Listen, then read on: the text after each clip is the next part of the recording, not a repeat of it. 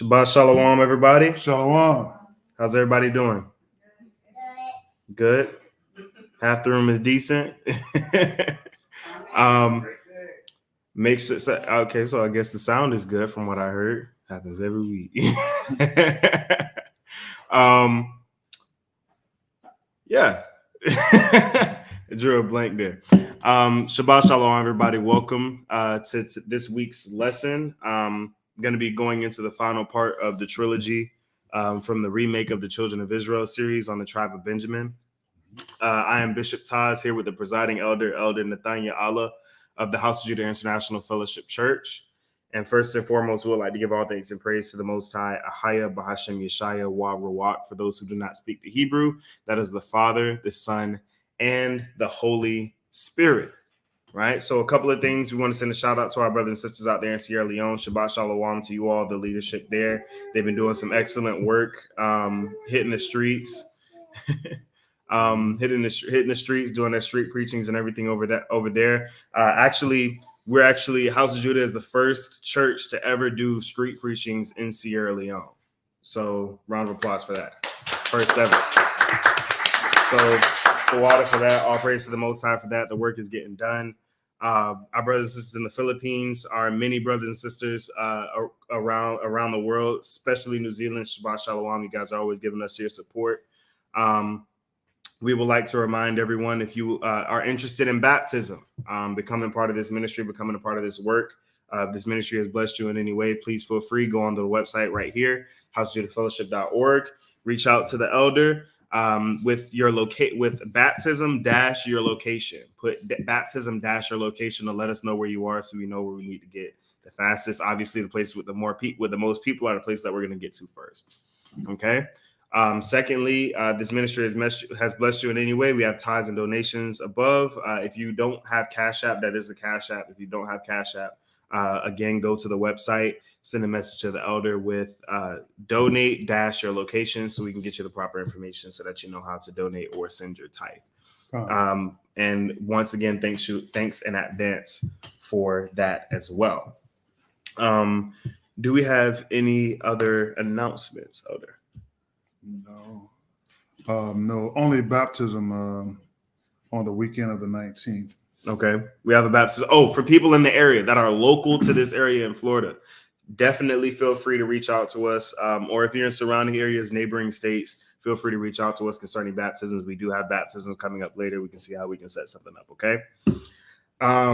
Now there is something. I woke up this morning, and there was one word that was on my mind, is value, right? Can someone tell me what makes something valuable? Does anybody in here know what makes something valuable?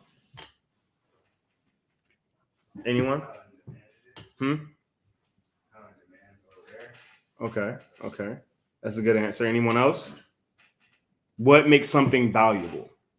What gives something value? Or a better question, what determines the value of something? Good. Good. That's exactly what I wanted to hear, right? So value is measured by what someone is willing to give up to acquire something, or by how important something is to the person who owns it, right? See, the value on something goes up when it doesn't want to be given away, when it holds a certain level of holds a certain level of importance to someone, right? The importance to the person who owns it, and the importance to the person who's trying to acquire that thing, right? If no one wants something, it has no value, right? If no one's willing to trade anything for it, it doesn't have any value, right? So time invested creates value, right? Finances invested creates value. Why? Because you're giving up something to acquire something else. That means that whatever you're giving up is the value of what it is that you're trying to acquire. Is everybody following me here? How much time do you take out of your week before Sabbath to becoming 1% better than you were yesterday? One more step closer to righteousness and the Most High. How much time do you dedicate to becoming 1% better than you were yesterday? How much do you invest in your and your family's security for the times we know are coming? If you haven't invested your time, if you haven't invested your finances, if you haven't put your time or your treasures into these things, you don't value Christ's kingdom. I'm going to say that again. If you haven't invested your time and you haven't invested your treasures into those two things, you don't value Christ's kingdom. That means that your heart isn't with the Most High. The Most High, Christ said, where your treasures are, your heart will be also. Right? How can your heart be with the Most High when you can't even follow the simple directions he gave you? Prepare for the times to come, store up, and strive towards perfection. 1% better. That's all we're asking. 1% better every day. How much time do you dedicate towards achieving righteousness? How much time, how much money do you invest in the security of you and your family for the times to come? If neither of these things are invested, you're not going to live to see the beginning of this thing, let alone the end, let alone Christ's kingdom. Value is what you're willing to give up. What are you willing to invest? And if you aren't willing to invest those things, enough of it, because you can invest a little bit and not get you anywhere. Understand, time is limited. Finances are now limited. All these things are dwindling, right? Every day we have less time. Every day, the money that's currently in your pocket becomes more devalued. So the longer you wait, the less advantageous, the less time you have, the less finances you have, the less chance you have to get into Christ's kingdom. So the question is, how much do you value Christ's kingdom? Mm-hmm. And sometimes you have to put it in that perspective. What do you value? You got to put those things in perspective. What are your values? What's important to you? Right? Put a 1 in the chat if you're following me. We kindly ask everyone who's watching, like, share, comment, subscribe, help the ministry, send out the videos when we go live. Hit the like button, doesn't cost anything. Right? Today, we're going into the third part of today's lesson, of these last lessons that I've been going into on the tribe of Benjamin, around the world. Recently, we've gone into the tribe of Benjamin in the Bible. We've gone into the tribe of Benjamin in Africa. And now we're going to be going into the tribe of Benjamin around the world. Right? Now, this is going to be an interesting lesson because we're going to kind of go over a quick review here, and then we're just going to kind of get into a little bit of storytelling. Benjamin's journey and behaviors within Africa make him distinct from his Southern Kingdom counterparts. Benjamites in Africa would be more warlike and rebellious to rule than the other two tribes, and would be conquered much earlier than their Judean and Levite counterparts. All of these are facts. We've studied these, right? Let's get Genesis chapter 49, verse 27. Genesis chapter 49, verse 27. Mm-hmm. Benjamin shall raven as a wolf. Mm-hmm. In the morning he shall devour the prey, and at night he shall divide the spoil. Now, one thing we know about wolves, right? He says they shall raven as a wolf. They shall tear and rend apart. Remember that word raven in the Hebrew is taraf, which means to tear or rend to pieces, right? So essentially what we know about a wolf is that wolves are master strategists. They hunt in packs, and they're extremely dangerous to those who they marked, right? To their mark.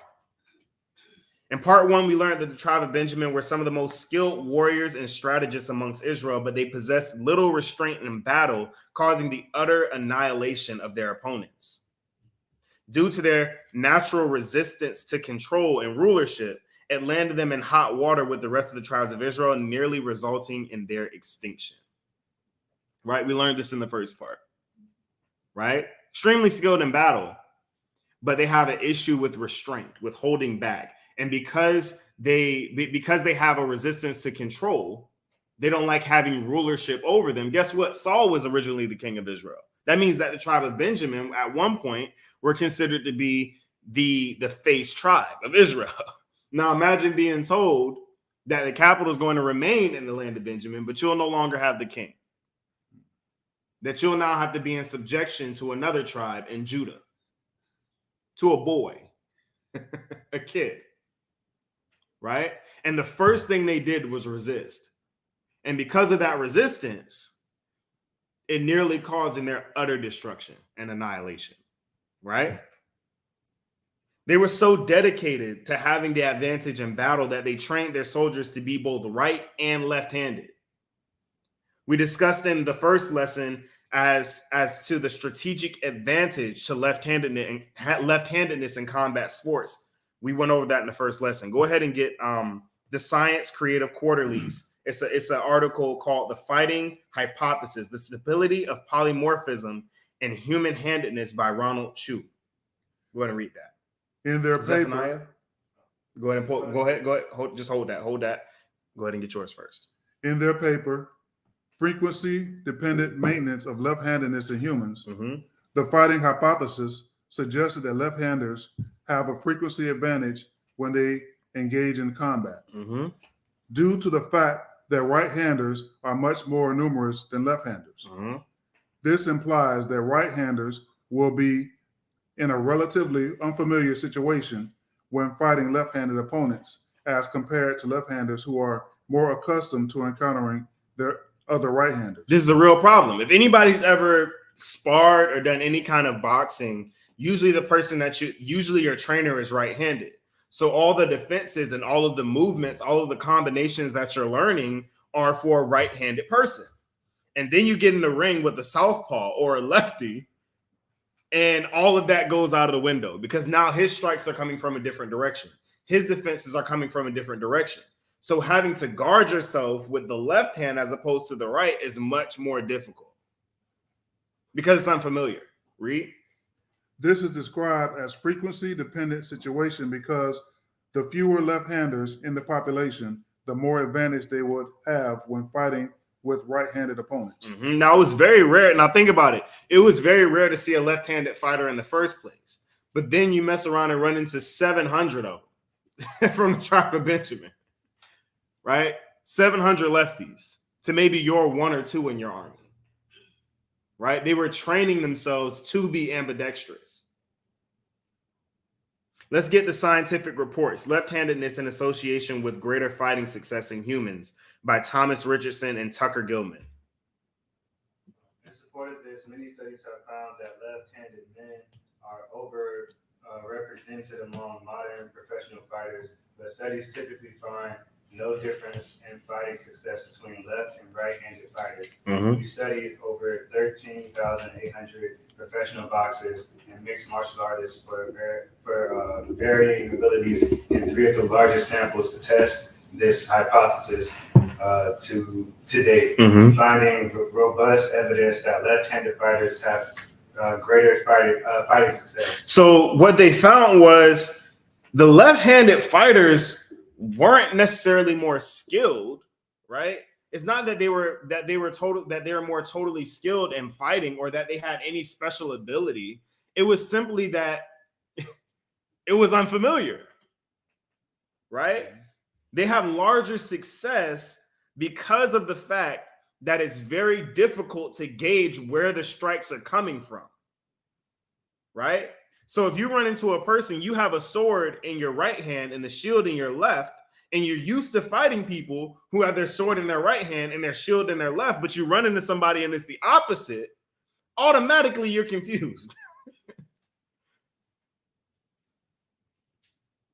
Read. This held for both male and female fighters, and for both percentage of fights, one and objective measure of fighting ability. Mm-hmm. We replicated previous results showing that left-handed fighters are strongly overrepresented in professional combat sports, but left-handed fighters did not show greater variance in fighting ability. So it wasn't any different from what the right-handed fighters were doing. For some reason, they're just better. Left-handed people are better fighters. Read. A hypothesis suggested in previous studies. Overall, we find strong evidence consistent with fighting hypothesis. So we see that the reason why the Benjamites had such a fighting advantage is because, number one, left-handed fighters are simply better fighters than right-handed fighters, but also it was unfamiliar. And when you have 700 people that are coming in ambidextrous, can fight with both hands, switching swords from hand to hand, and you can't do that, or being able to fight with two swords, or being able to fight with a sword and a bow, it just puts you at an extreme disadvantage. And that's simply because all of the Benjamites' time was dedicated to becoming the most proficient warriors as possible. Remember, their responsibility was protecting the capital. Jerusalem was in the land of Benjamin. Right? Did you finish yours up? Yep. All right. So the tribe of Benjamin was a very, very small tribe with the fewest numbers of men along with the tribe of Manasseh. And they had a close relationship with the tribe of Ephraim. We went into that in the first lesson, the tribe of Benjamin and the Bible. We studied the under-recognized tribes and found a presence of ancient Hebraic customs from the time of Moses prior to the arrival of the Europeans. We see all these African tribes were gifted from a military aspect, going relatively unconquered unless there was degeneration in their ranks. Like, for example, with the Zulu were not conquered by the Europeans. They were not beaten by the Europeans. Their ranks mutinied against Shaka. And that's essentially the only reason they fell. And there was a couple of other instances like that in certain countries like Rwanda and Kenya, where it took for a break in their own ranks for the Europeans to be able to slide in. Right? Or there were situations where they were outmatched by modern European weaponry. People forget this was not the first time that the Romans or that the Europeans had come into Africa in an attempt to get us. It wasn't when they finally conquered the South Pacific Islands, that wasn't the first time that they had tried to go in. They just went in and realized we're going to need something more powerful to take down these people. These tribes were the Zulu, the Maasai, the Kikuyu, and the Coromantee, or the Ashanti. The global East African presence was well recorded throughout history. Many slaves that led them in numerous locations pre and post slavery. Right? So they were either they're global, the East Africans' global presence, they're pretty much everywhere. And we're gonna find in this lesson that they're pretty much everywhere, right? Not only prior to slavery, but also post-slavery, being moved during slavery. So their travel, they were travelers by nature. That's why they covered so much. That's why the Bantu covered so much ground in Africa. The tribe of Judah usually finds a place and they settle. The tribe of Levi usually finds a place and they settle. Benjamites are like nomads. They're always moving. So we see prior to their slavery, during their slavery, and after their slavery, them moving through places and finding new places to settle, as we see is the case with Britain and other places, right? For example, The presence of the Benjamite or East African in Coromantee in the UK is well known. We all know about this, right? How many Jamaicans or West Indians live in the UK? How many East Africans live in the UK? We all know this. However, what many do not know is that the majority of them arrived after the annexation of their territories in Britain's anti-slavery efforts. So when Britain went all anti-slavery, even though it had nothing to do with them being anti-slavery, that had to do with them acquiring territories to use the resources and the people for their own gain. They just changed what slavery looked like. Essentially, after the annexation of these countries in East Africa, East Africans began migrating to the UK, which is why their presence in the UK is so strong, right? So after that, there was a large influx of East African and West Indian migrations into the United Kingdom. For example, Gaja. I don't know what it is about the UK, but they all find their way there somehow,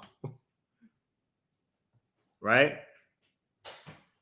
We also know about their widespread presence in the Caribbean, being known as the original pirates of the Caribbean, and their arrival via the notorious transatlantic slave trade orchestrated particularly by the Spanish and the British at this particular time. Understand, there were different levels of the transatlantic slave trade, right? We're going to get into that. At this particular time in the transatlantic slave trade, their trade was being orchestrated by the Spanish and the British, right? The United States was not involved at this particular time, meaning the Jewish people were not involved at this particular time in the transatlantic slave trade. These countries would include Jamaica, Antigua and Barbuda, the Barbados, Grenada, Martinique, the British Virgin Islands, the Antillean Islands, and many others. There are some lesser known groups like the Malagasy of Madagascar, the Pashtun people of Afghanistan, the Zanj in Iran in their famous rebellion, the Zanj in Turkey, the Afro-Saudis, which are also the Zanj, the Sidi in India, also the Zanj, the Afro-Omanis from Oman. Each of these groups will be examined and discussed here today, starting with the Arab slave trade. Now, I have this book, The Image of the Black in Western Art. And this essentially goes over, it says from the early Christian era to the age of discovery, Africans in the Christian ordinance of the world, right? This is a book that we got before, and we haven't really had an opportunity to use it, but I've looked through it today, and there's some certain things that that I wanted to point out. So remember in the first lesson in the tribe of Benjamin in Africa, when we we're proving that the children of Israel originally were black, right? Paul was mistaken for an Egyptian, right? Moses was mistaken for an Egyptian, right? Now, but a lot of people have this image in their head that the Egyptians were not dark-skinned people, that they were lighter complected people. But when you go into their records and their paintings of the Egyptians, brothers and sisters that are tuning in live, unfortunately, you guys probably won't get a good look at this, but get baptized, come through, visit us, and you'll see it. But right there, right? Go ahead and pass that around for people to see it. This picture, right? This image right here. What color are they? Say it loud enough for the people to hear. Black. They're black. No mistaking what they were. It's quite clear. Again, what color were they, Dior?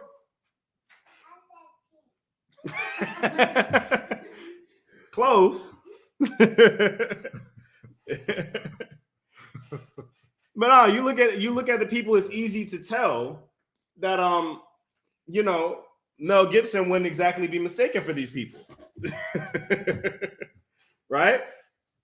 And we're going to be going back into this book because we've also studied the children of Israel in Europe at particular times where they held position of royalty, correct? For example, King James VI and the First.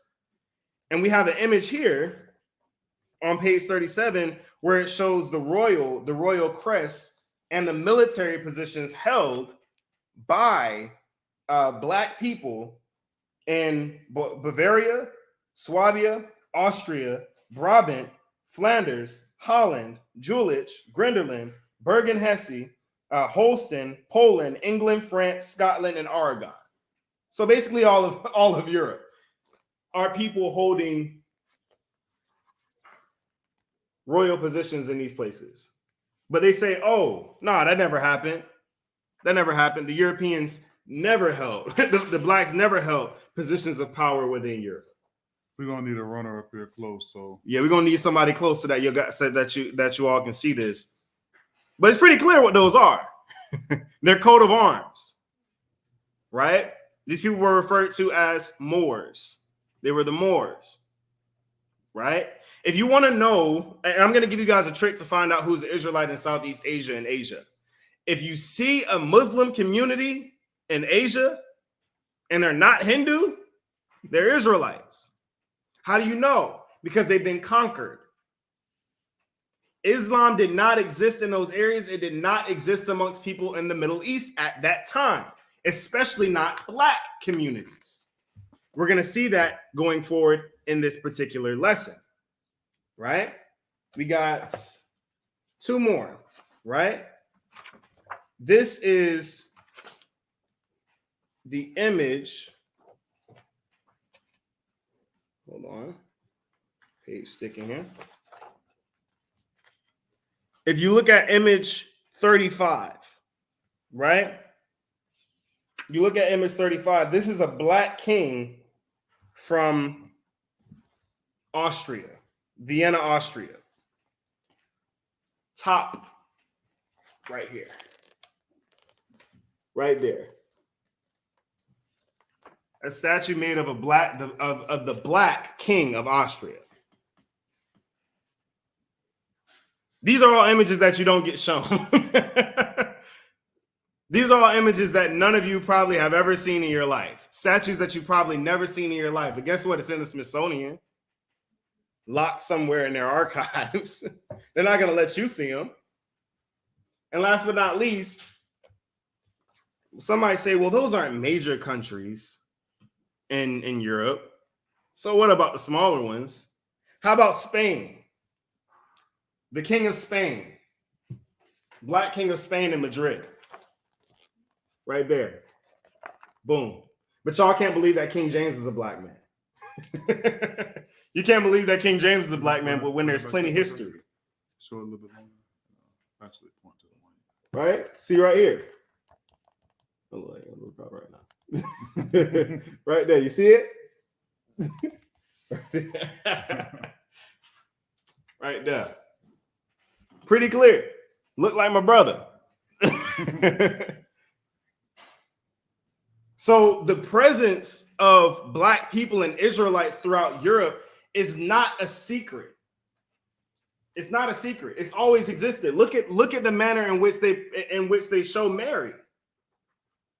That's Mary, people. As in Christ's mother, Mary. Look anything like what you've seen in the Passion of the Christ? So the debate of whether or not the people written of in Scripture or whether or not we held positions of regard in Europe is not a question. It's history. Well-known history. Regarded history. John Parkinson was black. Look at a picture of him. William Tyndale, black. Look at a picture of him. I actually challenge you all, look up an actual picture of King George Tuopo of Tonga. King George Tuopo I, and then look up the picture that they have of him in European textbooks. There's actual images of this man being as dark as the seat that I'm sitting in.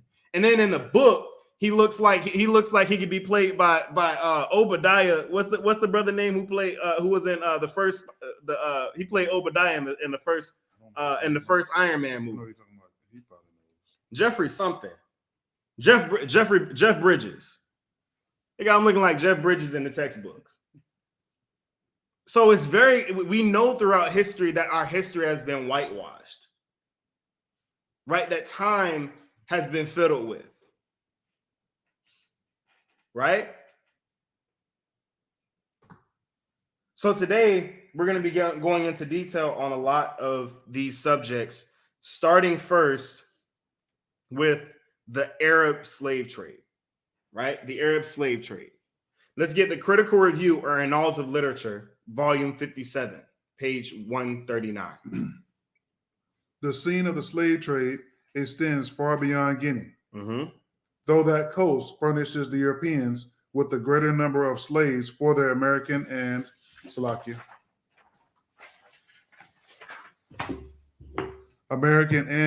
West Indian colonies. Mm-hmm. The Portuguese, indeed, still procure slaves from their East African settlements. Keep in mind, this book was published in the 1700s. So yes, this was continuing well into the 1700s, and some of these slave trades that we see are still happening today. The sub-Saharan slave trade has not ended.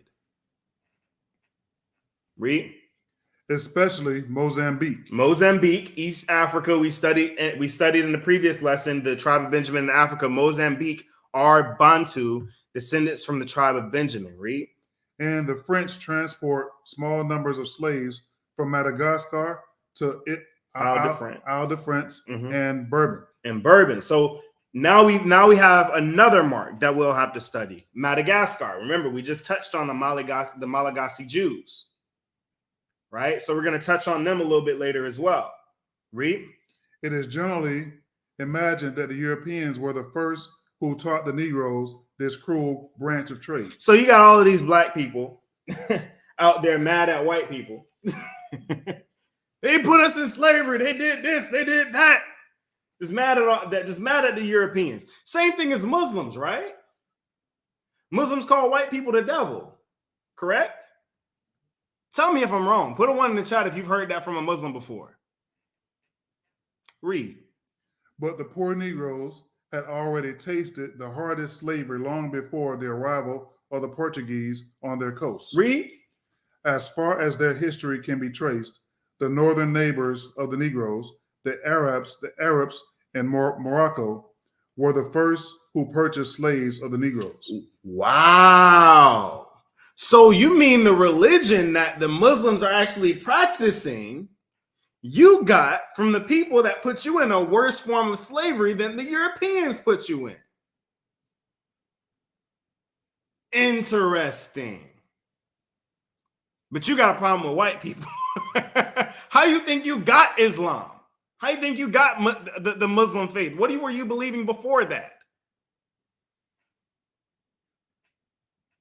Yeah, this is what people want to cleave to.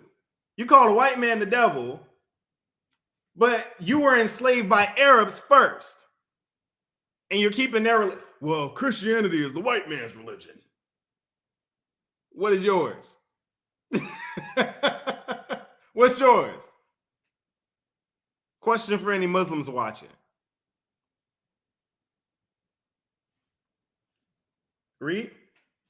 Ever since the year of Christ, 990, the Moroccans had extended their conquest to the northern banks of the Senegal, and from that time there are continual traces of the intercourse between these two nations. Right, so it started from the northern parts of Africa, and then when the Arabs realized that it was easier to have Africans from East Africa travel north, they started taking slaves from East Africa.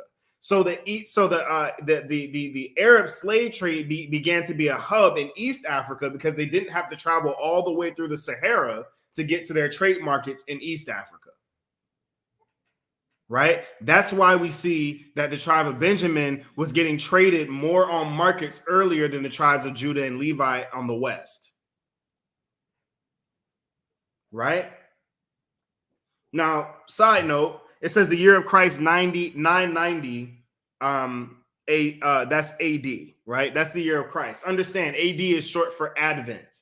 That means that all of time and as it's been reckoned is based off of time that was given in scriptures.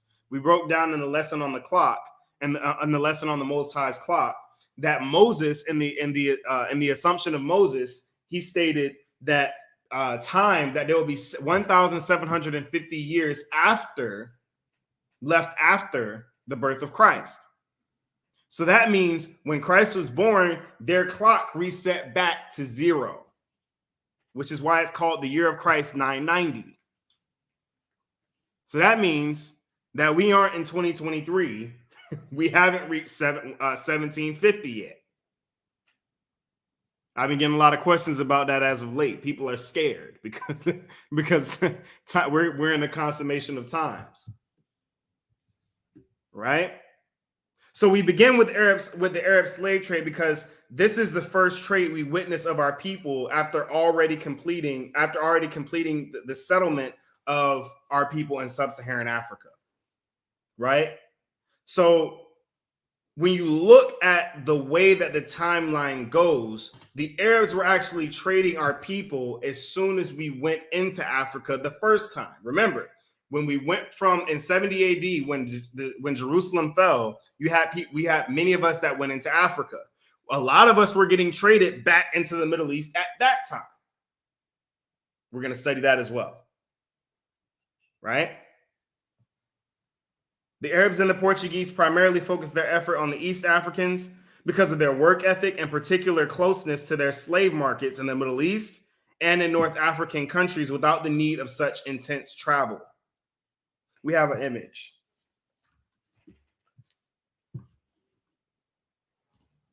Right? So slaves across the Sahara. If you're watching, go ahead and take a look at that there. This was the transport of West African slaves across the Sahara Desert to the slave markets in East Africa. And we're going to show you the slave markets here in a minute as we go forward. But they had one in Egypt. They had one in Turkey. They had one in Afghanistan. They had them everywhere. Iraq, Iran. They had slave markets everywhere, including Sudan and Djibouti and all of those countries. Right?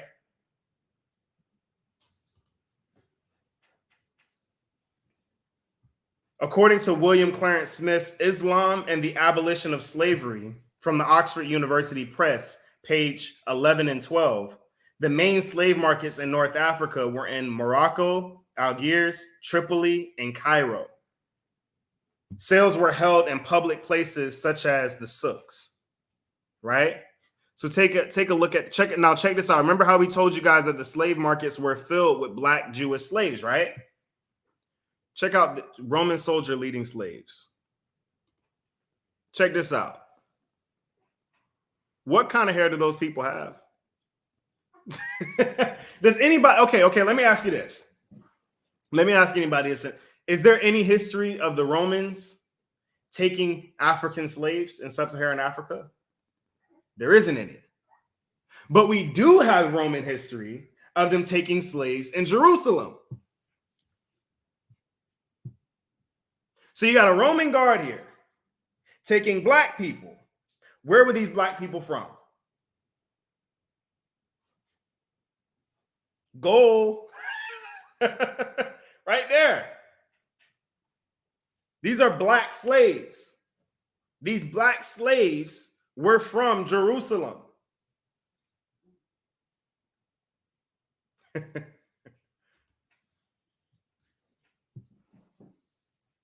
There you go.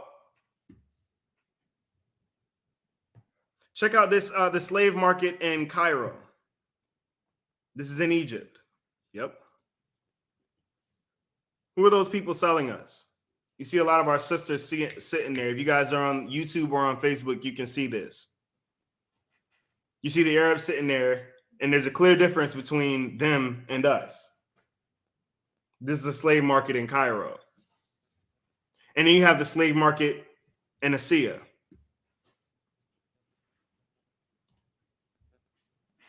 Same thing. You see the Arabs and you see our people. But notice the men are wearing mitris. The Black men in particular are wearing mitris, meaning the tops of their heads are uncovered.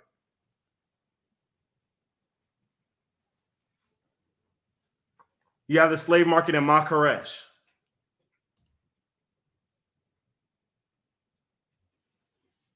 Same thing. Look any different than what you guys see with in 12 Years a Slave? Oh, but we blame the white man. Listen, the scripture says that lo, thy enemies make it to pole. They become confederate against thee. All of them are working together. It's not just one nation. Every nation understands that as long as they have the children of Israel in subjection, They have power. It doesn't matter who's on top. If Israel's down, everybody wins. Check out the slave market in Yemen. Yeah, we were there too. See, some people in here don't understand the full extent of how far this thing went out.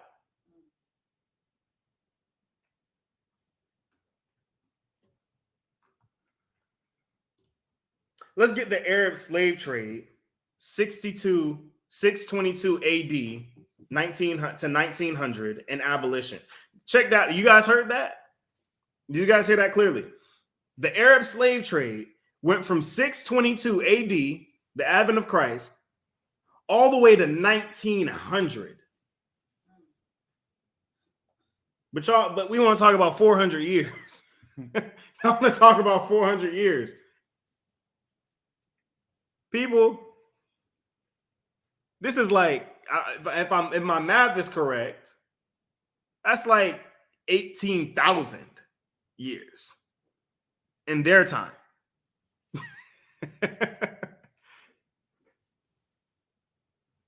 This is the Arab slave trade from 622 AD to 1900, an abomination by Ross Dix Peat. Read. Historians estimate that between 622 AD and 1900, roughly 11 to 18 million Black African slaves alone, thus just as many or even far more than the millions of Black Americans shipped off to the New World during the transatlantic slave trade. So he made it clear. He said that this is just as many or even far more than the millions of Africans shipped off to the New World in the transatlantic slave trade. This dwarfs the size of the most famous the most famous slave trade that we talk about. The reason why the transatlantic slave trade is the face is because this is the #1 country in the world. This is the United States. This is the daughter of Babylon. But understand, there were slave trades that were far larger and lasted far longer. This is where we get the understanding of where all of our people are. Now, keep in mind that 11 to 18 million are the ones that lived. We're not talking about the ones that died on the way. And understand, when you're going across the Sahara with barely any water or barely any food, a lot more died than made it. That's 18 million that actually made it. That's about 1 million a year, people. About 1 million slaves a year. Read. Crossed the Sahara Desert, the Red Sea, or the Indian Ocean into slavery as laborers, soldiers, and eunuchs. Mm-hmm. The French ambassador to Turkey was surprised to meet an African eunuch from Guinea in Istanbul. And if you guys think that buck breaking started with the Europeans in the U.S., no. What do you guys think eunuchs were? Those men were getting sexually abused and sodomized by other men. Like this is the fact of the matter. We have this small idea. The scriptures say that there's nothing new under the sun, right? That means that there's nothing new under the sun. This stuff has been happening.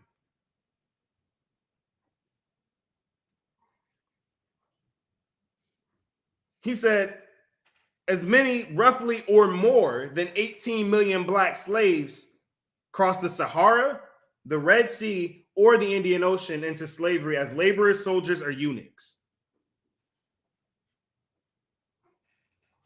Read. Black African slaves were forcibly removed from present-day Kenya, Tanzania, the Sudan, Western Ethiopia, and other parts of East Africa, and shipped off to modern-day Iraq. How many people, when we talk about the children of Israel, how often does Iraq come up?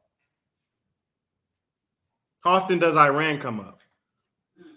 How often does Afghanistan come up? How often does Pakistan come up? How often does Nepal come up? How often does Indonesia come up? And you guys wonder why the end hasn't come yet. The scriptures say that the gospel must be preached throughout the four corners of the earth. Why? Because it's to the Jew first and then to the Gentile. Until all of our people have been taught, the end cannot come. That means that the 144,000 have not been sealed yet. And it's because these areas that we neglect, the history that we neglect, because these people don't look like us, people are being missed. Our people are being missed. Because you got people who ain't well traveled, who ain't never been nowhere, that think they know something.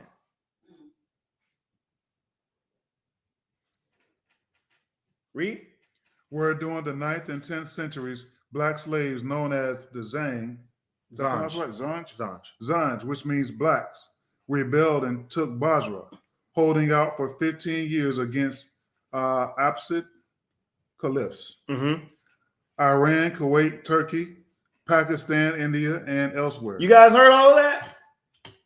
That means that there's Israel in Basra, Iran, Kuwait, Turkey, Pakistan, India, and elsewhere. How many of you guys have heard any of those countries come up in conversations about the children of Israel?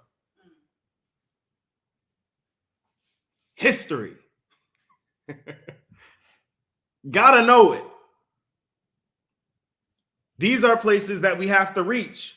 These are people that we have to go teach. And if people are afraid to go into these areas, you're no different than Jonah. You're no different than Jonah. The Most High, Christ told the disciples to go forth teaching teaching all nations, the four corners of the earth, everywhere. Read. It is also rather ironic that the much despised colonists in the form of Britain and Royal Navy served as a major catalyst in suppressing and eventually bringing to an end the Arab slave trade. See, now this is an instance of the writer of this text trying to paint the British in a light that's not true. See, yes, the British did play a part in ending the Arab slave trade, but not after they benefited from it.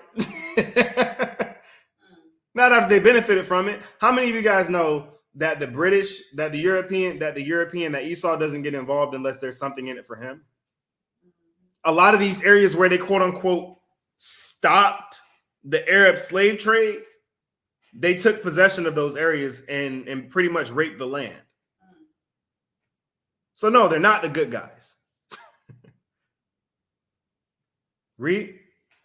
East Africa especially suffered under the yoke of Arab slave traders, where with the exception of the Maasai and the Somalis, all the tribal groups of East Africa were milked by the despicable Arab slave traders. Although the Arab slave trade stretched as far as West Africa, the center of the Arab slave trade was the island of Zanzibar, which is where the name Zanj comes from. I want to make this clear. Zanj is not one particular people. It was used to lump in all blacks. That means that if you are black and you were a slave, you were Zanj. That means that it's not specified which particular area, which particular East African countries were the ones doing some of the things that we're going to address here later on. All we know is that they were all Benjamite. Read. Situated off the coast of Africa, black ivory, or the trade in the black Africans in the intrinsic to the Zanzibar rise. Intrinsic to the Zanzibar rise. This was where everything went down. Zanzibar literally means, it translates as coast of blacks. Right? So this is the point in history where we begin to see the trans-Saharan and the Arab slave trade begin to mix. A lot of people have this idea that these two trades are the same thing. That's not the case. There are levels to these trades. It started off as the Arab slave trade and ascended into the sub-Saharan slave trade, and then later ascended into the Indian Ocean slave trade. Right? So it's easy to see now that we've dug into the history exactly where all of the tribe of Benjamin in particular have been scattered to. Right? Benjamin, this makes Benjamin the perfect example of why we cannot judge a person based on their appearance or location. You're going to see here in a minute. It gets dicey. It gets quite dicey. Zanj simply means black. So no slaves, so all slaves, no matter their country of origin, were all referred to as Zanj, making their identification in their dispersed country far more complicated than it would be in West Africa, in the West African trades in later centuries. Now, granted, the Europeans, and we're going to study this later, the Europeans absolutely knew who they were picking up. They knew exactly what tribes they were picking up. They knew exactly what biblical tribe they were, and they knew what their attributes were. See, fact of the matter is that the U.S. knew that they couldn't handle having the Coromantee here in the U.S. It would have been hell. I mean, you saw the havoc that they reached, that they brought on an island. Put them on the mainland and see what happens. They knew exactly who needed to be where. And one thing that they knew is that the tribe of Judah was a lot less crazy than the tribes of Levi and Benjamin. If you want to keep the revolution, these rebellions isolated, you had to put the tribes of Benjamin and Levi on islands. And they had to keep the tribes of Judah isolated from the tribes of Benjamin and the tribes of Levi. Because if the tribe of Judah saw what the tribes of Benjamin and Levi were doing, the tribe of Benjamin was going to do it. The tribe of Judah was going to do it. So they knew exactly what they were doing when they were taking people to certain areas. Notice how Judah just somehow always ends up on the mainland, while Benjamin and Levi always end up on an island. It's because if they're going to go crazy, I at least need them to be crazy here. Right? Anybody know about people who got bad kids and they just had this room where they send them to so they can tear stuff up? It's like, I'd rather them tear stuff up in here than tear stuff up everywhere else. That was Benjamin. And later on, Levi. Judah, not so much the case. That's why the scriptures say Judah is a lion's whelp. He's young. He's a young lion, but he's crouching. Right? He's sleeping.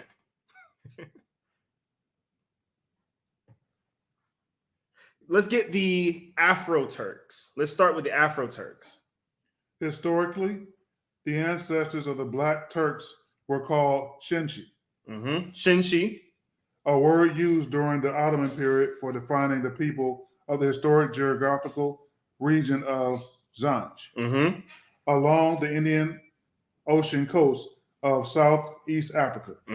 There are many Afro-Turks traced their history. So the Afro-Turks in Turkey were Zanj slaves that were brought by the Arab slave trade. Another group, which, keep in mind, these are large ethnic groups. They're not small by any stretch of the imagination. However, we know that the remnants of Benjamites remained in this area. As Paul stated, he was from Tarsus. Anybody remember where Tarsus is? Turkey. So Paul himself, being a Benjamite, was from Turkey. And in the Arab slave trade, Benjamites were taken back to Turkey, which means that there were Turks who were Benjamites natively that had never left, and there's Turks that got and there was the Benjamites that left and wound up going back through slavery. Interesting, right? Let's get the Afro-Saudis. Now we have some but from this point we have them. Let's get the Afro-Saudis. Afro-Saudis are Saudi citizens of Black African heritage. Afro-Saudis are the largest Afro-Arab group. Not the only one. It's not the only one. There's plenty in there. But these ones in particular are descended from the Zenshi or the Zenji or the Zanj. Read. They are spread all around the country, but are mostly found in the major cities of Saudi Arabia. Afro-Saudis speak Arabic and adhere to Islam. Mm-hmm. Their origins date back centuries ago to African Muslim migrants settling in Saudi Arabia and the Arab slave trade. So we got two instances here. You had African Muslim migrants that settled in Arabia, meaning that after Mansa Musa's trek, being the great, he was a Muslim, the richest man on earth at that time, possibly the richest man in history, spreading Muslim on his way there through East Africa. So a lot of the East Africans that converted to Islam and traveled later to this area were there as well. But then you had the East Africans that were traded there and converted to Islam later, or the Muslim faith later. Right? We do have images of the Afro-Saudi right here. First one. Check that out. Still our people, but nobody's teaching them. So all these people, all the Israelites are black. What about them? Why ain't nobody teaching them? The Israelites are only black. Well, where's your works then? You ain't even reaching the black people. All you can do is go on get in somebody's comment section, talk about some, the Israelites don't look like that. That ain't my brother. You ain't even going and getting your own brothers. Here's the next one. There you go.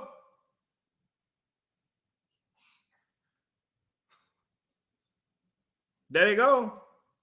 Let's get the Sidi or the Shidi. Okay. The Sidi, also known as the Shidi, right? Mm-hmm. Are an ethnic minority group inhabiting India and Pakistan. They are primarily descended from the Bantu peoples and of the Zanj coast of Southeast Africa and Ethiopia. Mm-hmm. Most whom arrived in the Indian subcontinent through the Arab slave trade. Mm-hmm. So once again, we see a common theme here. The Arab slave trade was responsible for the majority disbursement of the East Africans, of the Benjamites. Majority of the diaspora, the Arab slave trade is responsible for. Read. The first Sidis are thought to have arrived in India in 1628 AD at the Beirut port. Several offers followed with the first Arab Islamic conquest of the subcontinent in 1712 AD. And so several others followed with the first Arab Islamic conquest in the subcontinent in 712 AD. Right? Read. The latter group are believed to have been soldiers with Muhammad bin Qasim's Arab army and are called Zengis. Some Sidis are escaped slavery to establish communities in forested areas. So these particular people, the Shidi, they were mainly used for military purposes, right? Because they understood the military prowess of the Benjamites. So they would use them in their armies, right? But check this out. So we have here in the same book, Image of the Black and Western Art, you have the Shidi. We have an image here, right? I'm going to get it up in a second. It says, the large presence of Middle East of Black African slavery in the early Muslim world. In fact, many historians estimate that the trans-Saharan slave trade exported as many Black Africans to North Africa, Europe, and the Middle East as the transatlantic slave trade did in the New World. We see the same exact thing that we saw from the previous source. It says the Afro-Indian community called the Shidi are in the northwestern Indian state of Gujarat, almost bordering on Pakistan, right? And is a testament to the early contact between India and sub-Saharan Africa. Right there.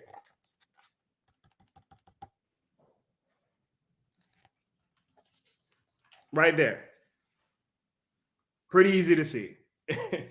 So this history is well recorded everywhere. This is not revisionist history. This is not some off a random website. This is actual history. This is scholars. Oxford, Cambridge.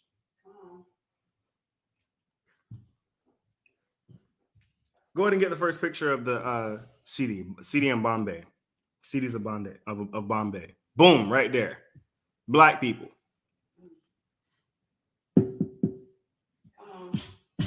Where y'all at? 12 tribes are black. I don't see y'all ministering to these people. Y'all ain't in Pakistan. Y'all ain't in India. You want to know why? Because y'all don't study. You've never been anywhere. So when you think of India, you thinking about East End. You're thinking about Hamites. Oh, the whole place Hamite. You don't even realize our people are there.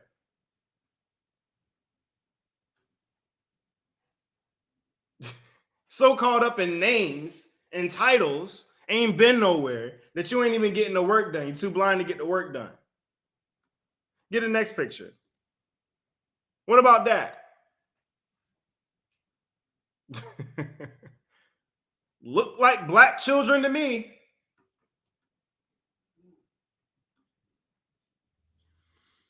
That's in India, people. That's in India. We went over Portuguese India in the past. But what many people don't understand is that many Portuguese Indians don't even look black anymore. But guess what the majority of their DNA is? Zanj, East African. But because they don't look like us, nobody want to pay attention. I know black people who are mixed with white look Hispanic.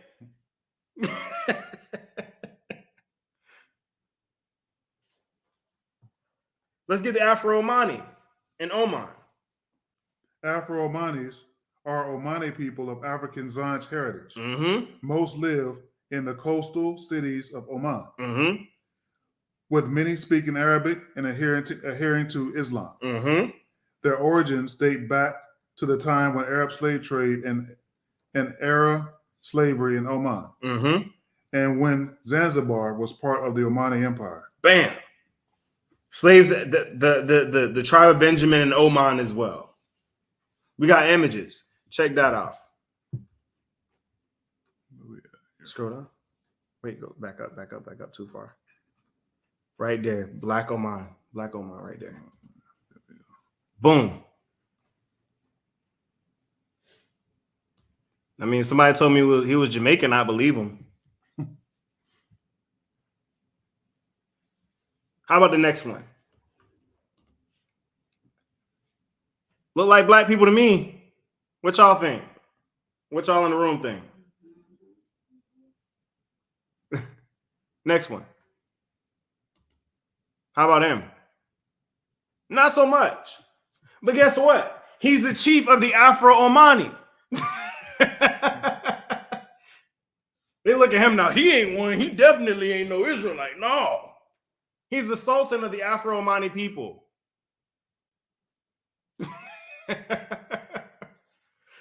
Gotcha. You would look at him and think, oh, he a good Arab. Look like he could play in Aladdin. Look up a picture of this man without his his turban on, and look at his hair.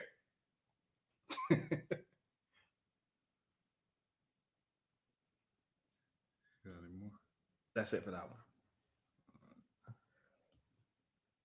The Afro people of the Arab and Indian world can clearly be identified as the Zanj traded through the Arab slave trade with the communities in other areas throughout the Middle East, such as Jordan and Iraq. Right? And we're going to get into Iraq here in a minute because that was when everything went down. That was when things went awry for these slave traders. While there's much more information regarding the other places that the Zanj were taken, it is important. There is important history that lies ahead in the Indian Ocean slave trade. This was where things got dicey for the Arabs and the Europeans. This is where the Muslim world really fell apart. Let's get the Indian Ocean slave trade on Wikipedia. The Indian Ocean slave trade, sometimes known as the East African slave trade or the Arab slave trade, was multi-directional slave trade and has changed over time. Africans were sent as slaves to the Middle East, to Indian Ocean islands, including Madagascar. We continue to see that one coming up, read. To the Indian subcontinent, and later to the Americas. To the Indian subcontinent and later to the Americas. So the Indian Ocean slave trade was probably one of the more intricate slave trades that ever existed, specifically as it relates to this particular trade, right? So the Indian Ocean slave trade expanded much farther than the Arab Muslim world and saw the tribe of Benjamin going to areas like Iran, Iraq, and other countries like Indonesia in the Indian Ocean. This is where we begin to see the mixtures between, this is where we begin to see the mixture between the tribe of Benjamin and the tribes of Naphtali and Reuben. Really quick. Can everybody still hear us okay? Make sure we're good. Hold on. Put a comment in the chat if you can't hear us. Okay.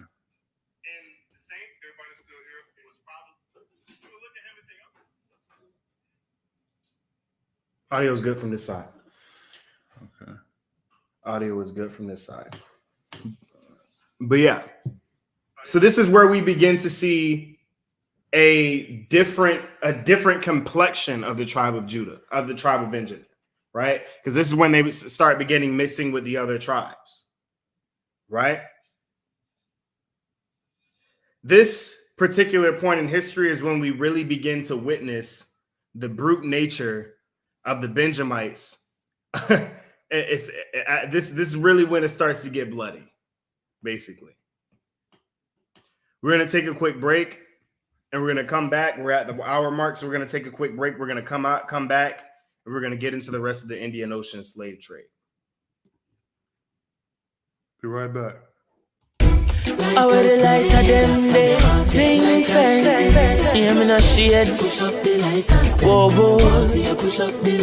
Can you hear me when I say, put your lighters in the air, lighters in the air. If you know your heart clean like a whistle, like a whistle, heart clean like a liquor whistle. Hey, me and my brother them good. Me never grudge Teflon.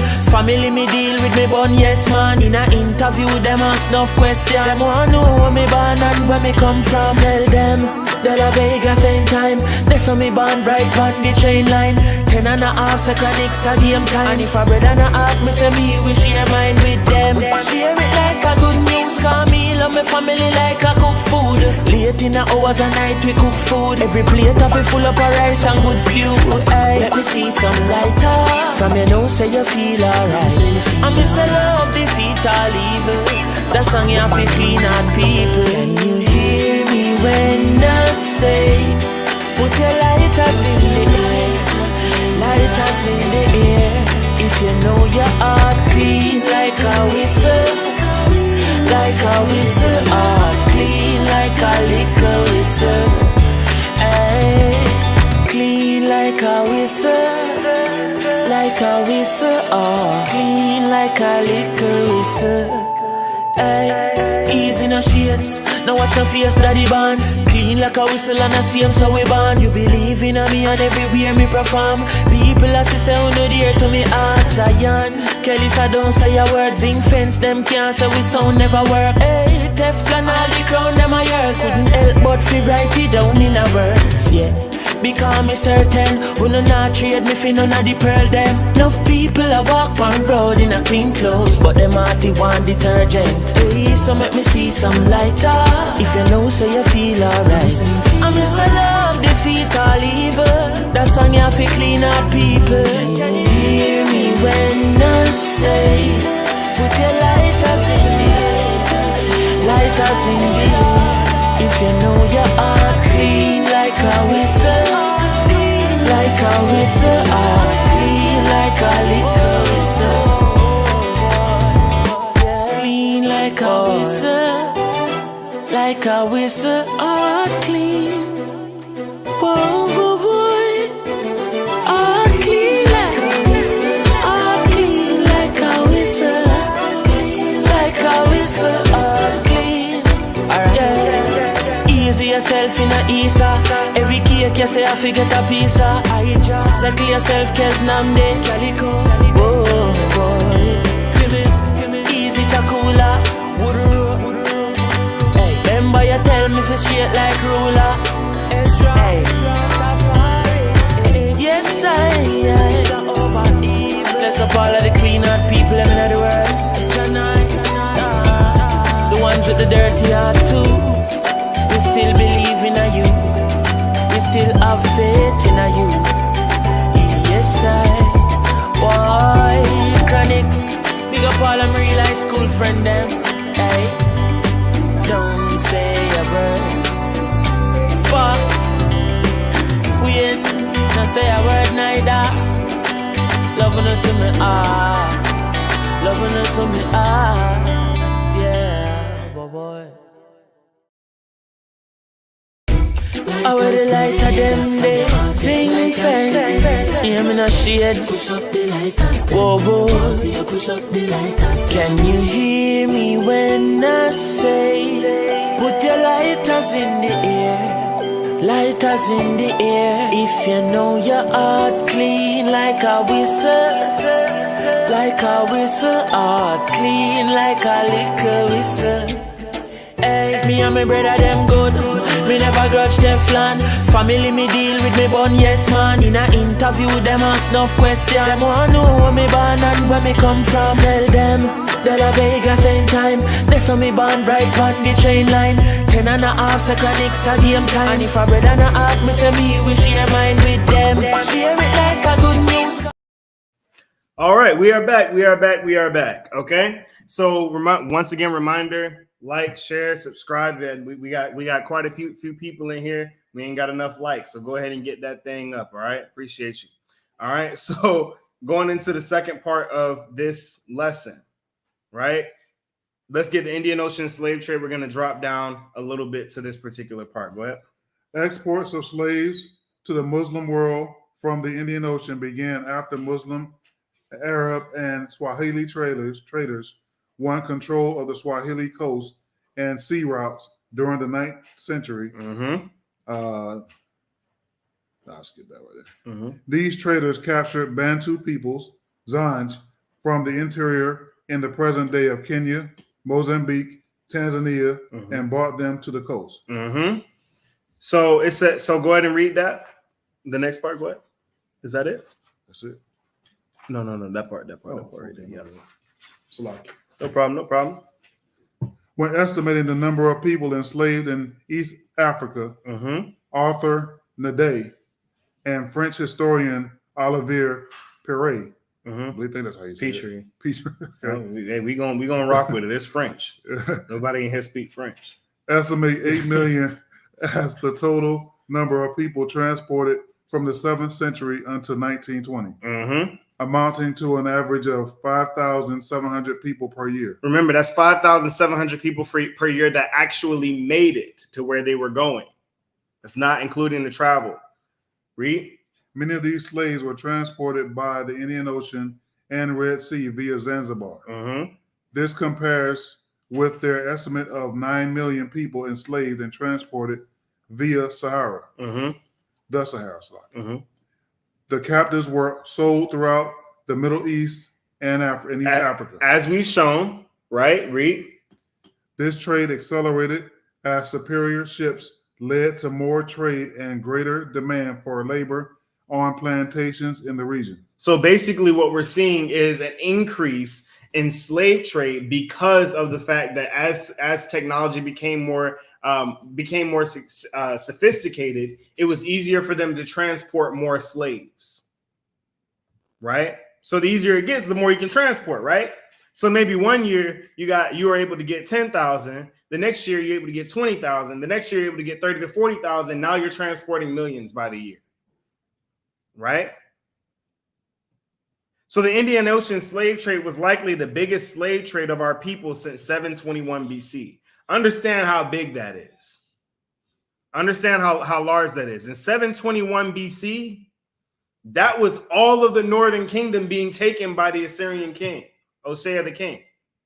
King Salmanassar, I believe. King Salmanassar. They were under Hosea the king at the time. So this was probably the largest trade since then, right? But let's get to where it gets wild. Go ahead and read. Want to finish this up? No, we got it. Okay. The Zanj Rebellion, a series of uprisings that took place between 869 and 883 AD near the city of Basra, also known as Basra, situated in present-day Iraq. It's believed to have involved enslaved Zanj that had originally been captured from the African Great Lakes region and areas further south in East Africa. So basically, in a matter of 14 years, we saw a rebellion from the Zanj slaves in Iraq. It started in Iraq. Keep in mind, it started in Iraq. But when you see what happens here, it only points to one people. It only points to one people. Read. It grew to involve over 500,000 slaves and free men who were imported from across the Muslim empire and claimed tens of thousands of lives in lower Iraq. Tens of thousands of lives in lower Iraq. Now, keep in mind, it gets worse. It gets worse. So it grew to involve over 500,000 slaves and freemen that were imported across the Muslim empire, right? And then so essentially in a short period of time, when it first began in the first revolution, it claimed tens of thousands of lives in the first one. But we're going to get into the numbers as to how many they would kill over a 14-year span. Read. The Zanj, who were taken as slaves to the Middle East, were often used in strenuous agricultural work. This is going into what caused them to rebel, even though it probably didn't take as much as they did, but that's probably why it was as bad as it was. Read. As the plantation economy boomed and the Arabs became richer, agricultural and other manual labor work was thought to be demeaning. Salaki. The resulting labor shortage led to an increased slave market. So essentially what happened was the Arabs began to gain money through their trade. So as they got richer, they looked at grunt work, like agriculture and manual labor, as lower than them.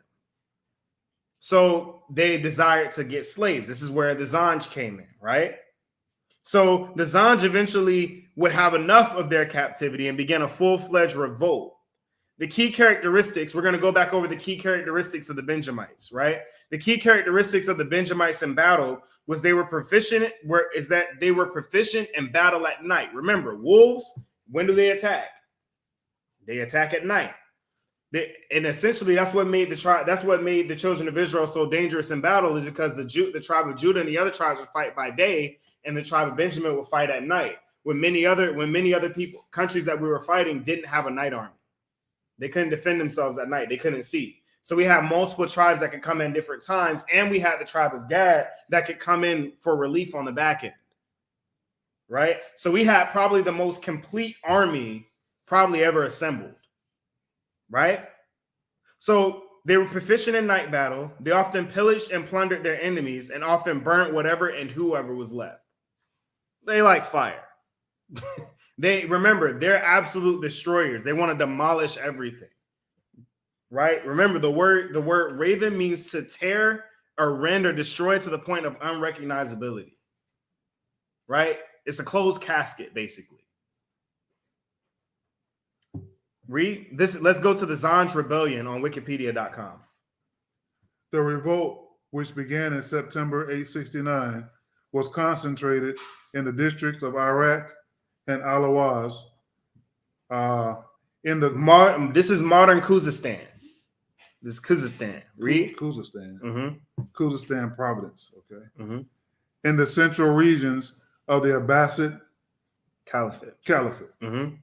Over the course of the next 14 years, the Zanj were able to combat the superior arms of the Abbasid government by waging guerrilla warfare against their opponents. So they had actual weapons. Now, even though they had actual weapons, the Zanj still managed to demolish them. Check out what happens here. Read. They became adept adapt at raiding towns, villages, and the enemy camps often at night. Often at what time? At night. Often at what time? At night. Read. Seizing weapons, horses, food, and captives, and freeing fellow slaves. Then what did they do? And burning the rest of the cedars to delay retaliation. So they would go in, steal everything, kill just about everyone, and then free all the slaves, have the slaves join their rebellion, and then they would burn the entire city to delay the retaliation. Read. As the retaliation grew in strength, they also constructed fortresses, built up a navy for traversing the canals and rivers of the region. They became pirates. So any ships that were coming in and out, they were taking, pillaging, and using. They turned it into a navy. Read. Collected taxes and territories under their control and minted their own coins. So they wound up. They not only destroyed their Arab captors, but then they proceeded to build their own empire on it. You can imagine you have to imagine the foothold that they had. Keep in mind, they're not in Africa. This isn't in Africa. They don't have the numbers advantage. They're in the middle of a Muslim territory. Yet they managed to establish their own government, their own system, their own navy in someone else's house. Some people don't know how impressive that is.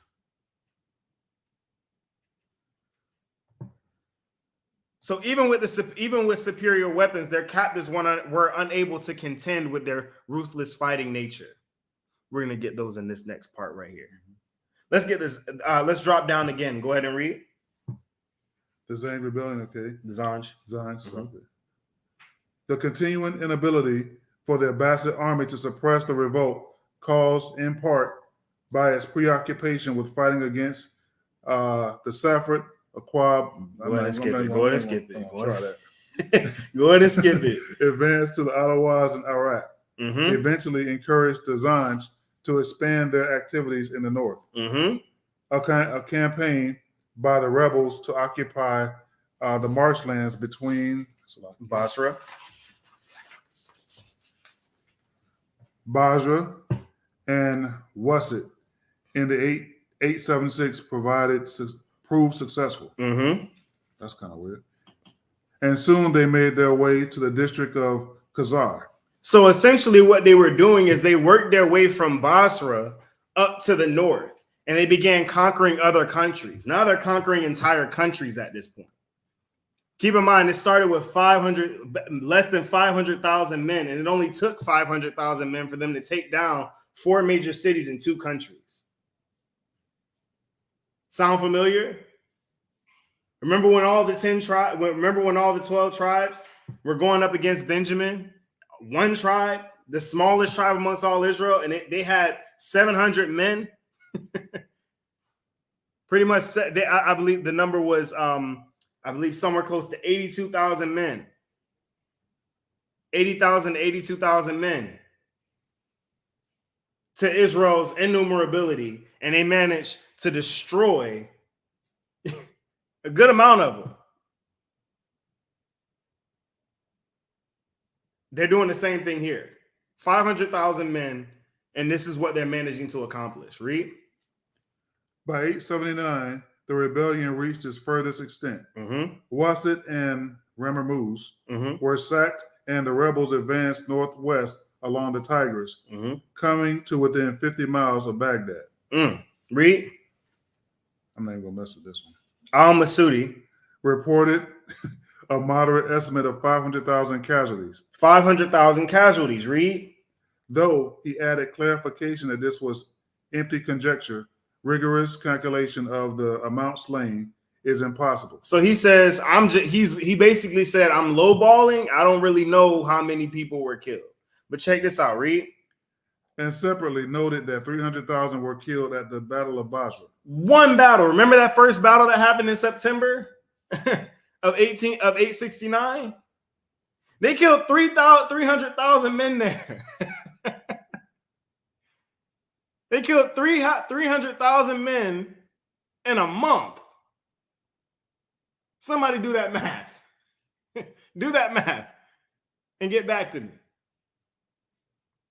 300,000 in 30 days. I believe that's 30,000 men a day. No, it's 10,000 men a day.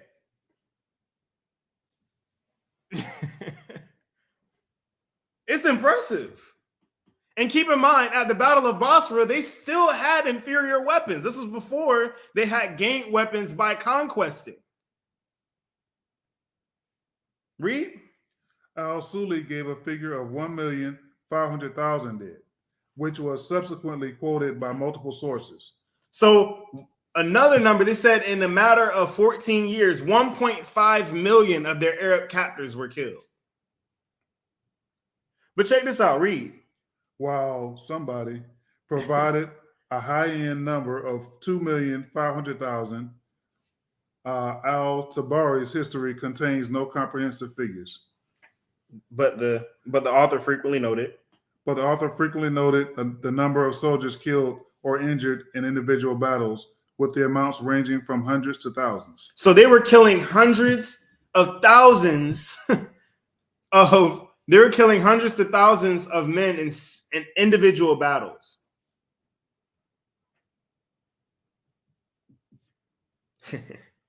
It's impressive. 2.5 million people, 14 years. Over 14 years. That's Benjamin, all right. We know because we've seen him do it in the scriptures. We've seen him do it in the Bible. Read.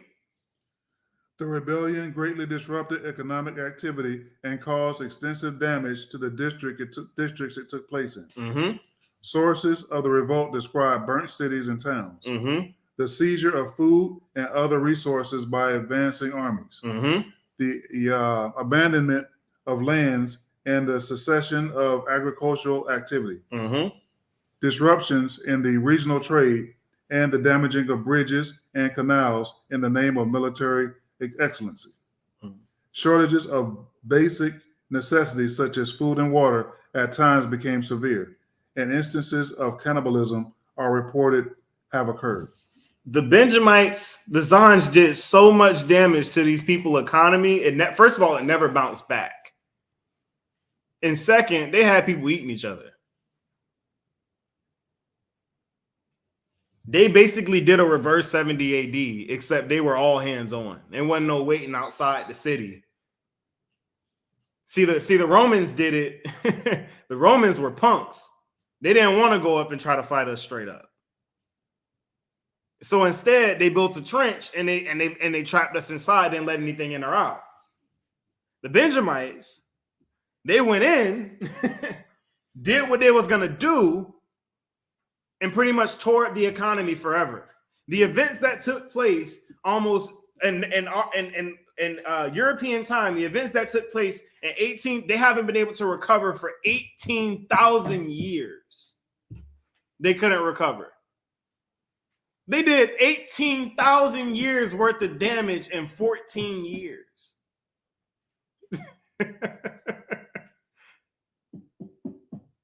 Put a one in the chat if that's pretty impressive. For anybody, that's impressive. I'm telling you. Check this out. We have some paintings, some images here of what. Check this out, brothers and sisters. You can't tell me you want to be involved in that. You want to be on the wrong side of this. Look at this. Dude right here already dead. He just beating them just to be beating them. Sound familiar? The Benjamites made their enemies unrecognizable. Look at this. This is brutal. There's no strategy to it. This is all just guerrilla warfare, straight destruction. Check this out.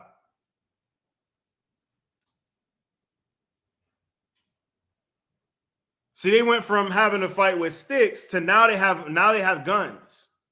and swords and shields. And look, this was the first part of it. Look at what they're fighting with. Look at what they're fighting with early on. And then this is later. I'm sorry, but I would have been scared if they had sticks. Now they got guns and swords. They killed, put this in perspective, they killed 300,000 men in one battle with sticks and clubs. So imagine what they were doing later on to these people with guns and swords and shields and body armor. People, y'all understand how bad this was. I wouldn't be surprised if somebody came with a higher number than 2.5 million. I wouldn't be surprised.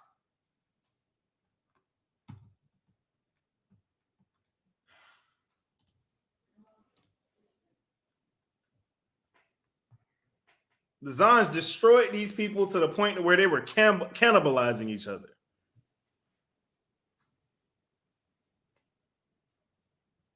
The Zanj single-handedly destroyed an economy by causing the total annihilation of their captors and their armies and their trade partners. They were pirating trade routes, so food couldn't come in or out. So if people were trying to bring in trade goods, they didn't have them. They were running everything. The Middle East belonged to the Zanj.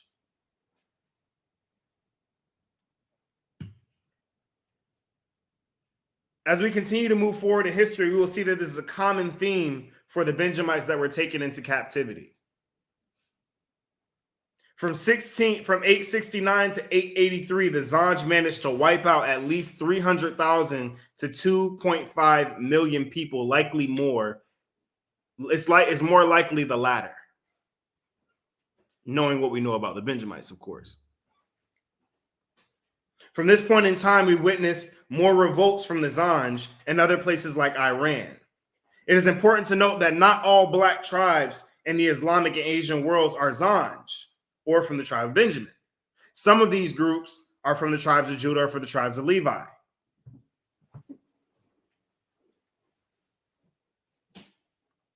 This is not the end. This is not the end of the major presence of the tribe of Benjamin in these areas. We'll continue to see it. We find clear evidence of the Jews' presence in Afghanistan amongst the Muslims before their assimilation. Let's get biblicalarchaeology.org. Manuscripts reveal an ancient community of Afghan Jews. They recently discovered cache of medieval Jewish manuscripts from Afghanistan went on display last week in Israel's National Library. This is in Israel's National Library. Read. The 11th century CE collection, dubbed the Afghan Geniza. A Geniza is a storeroom for old Hebrew manuscripts. So this is classified as an old Hebrew manuscript. Read. Includes biblical commentaries, personal letters, and financial records written in Judeo-Arabic, Hebrew, Aramaic, and Judeo-Persian, a language written in Hebrew script. The National Library purchased 29 manuscripts out of a larger collection of documents discovered in northern Afghanistan and made available by various antiquities dealers. So basically, out of possibly hundreds of manuscripts that were owned by the Afghans, 29 of them were purchased to be put in Israel's National Library. These were Hebrew texts that came from the Pashtun of Afghanistan. Read.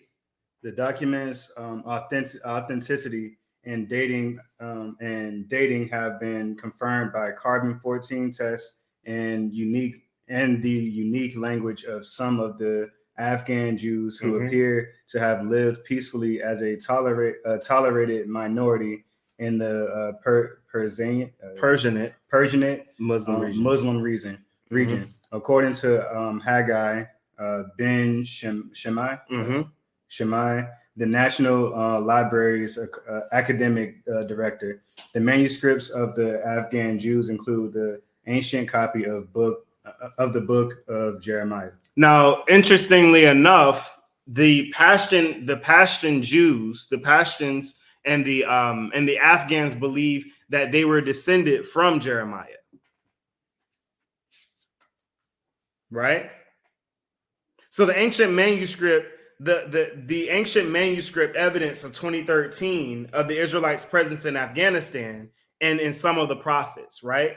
The Pashtuns claim Israelite descent directly from King Saul to go with their artifacts. So they believe. So Malak Afghana. Remember that word. Afghan is actually short for Afghana. Malak Afghana, which is the tribal chief or the prince of the Pashtun. It means King Afghan. They also claim that Afghana was the son of Jeremiah, a man who they claim was the son of King Saul. So they believe that they're descended from the tribe of Benjamin, right? Let's go to the Jewish Encyclopedia, Lost Tribes. This is in the Jewish Encyclopedia, people. Read. According to their native traditions, the Afghans also are identified with the lost 10 tribes. Mm-hmm. They declare that Nebuchadnezzar banished them into the mountains of Gur. Mm-hmm. Once they maintained correspondence with the Arabian With the Arabian Jews. You got it? Let's see. Okay. There you go. The Arabian Jews, when some of the latter were converted by Muhammad. Mm-hmm.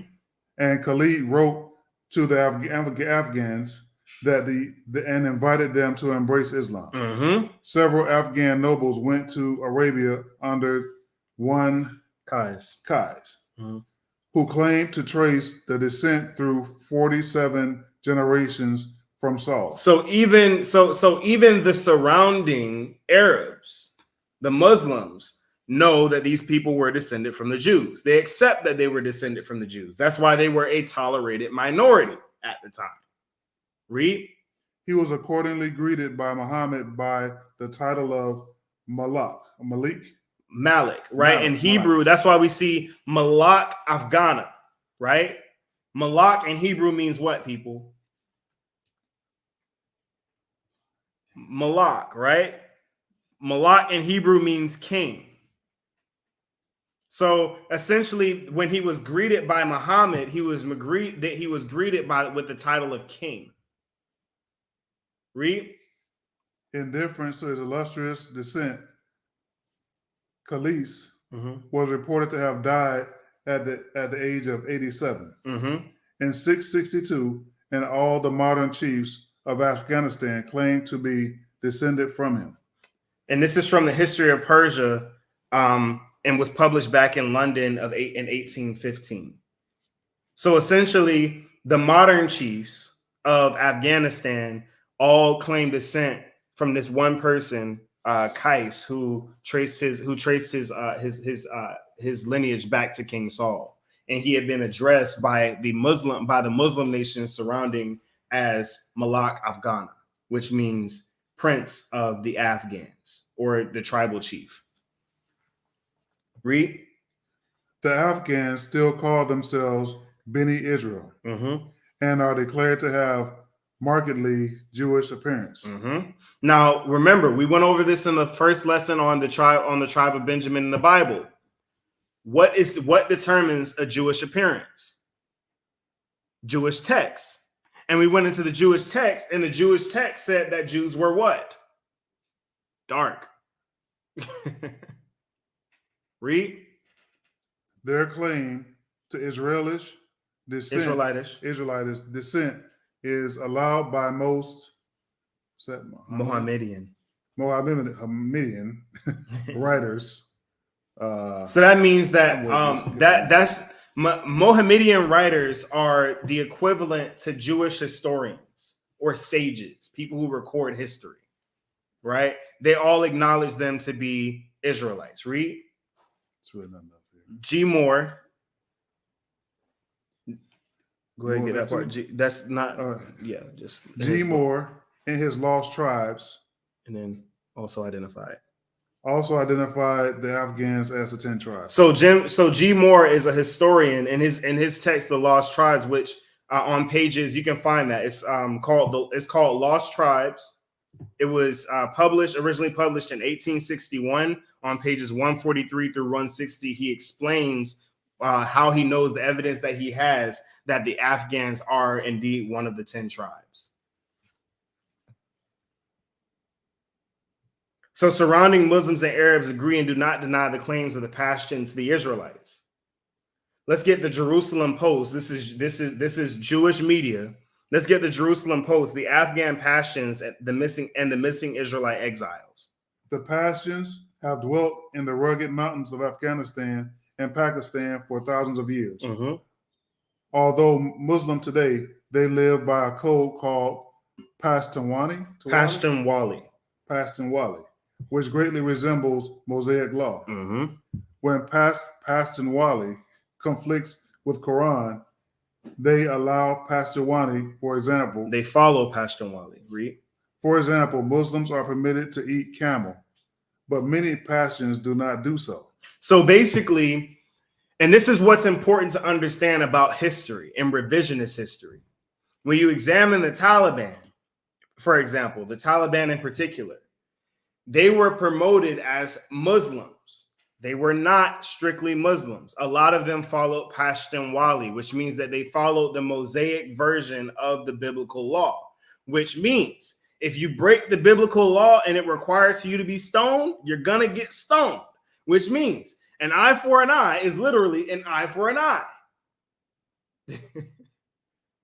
So you wonder why the Taliban were keeping what they were keeping, and it looked so brutal. It's because they were keeping the Mosaic law to its fullest.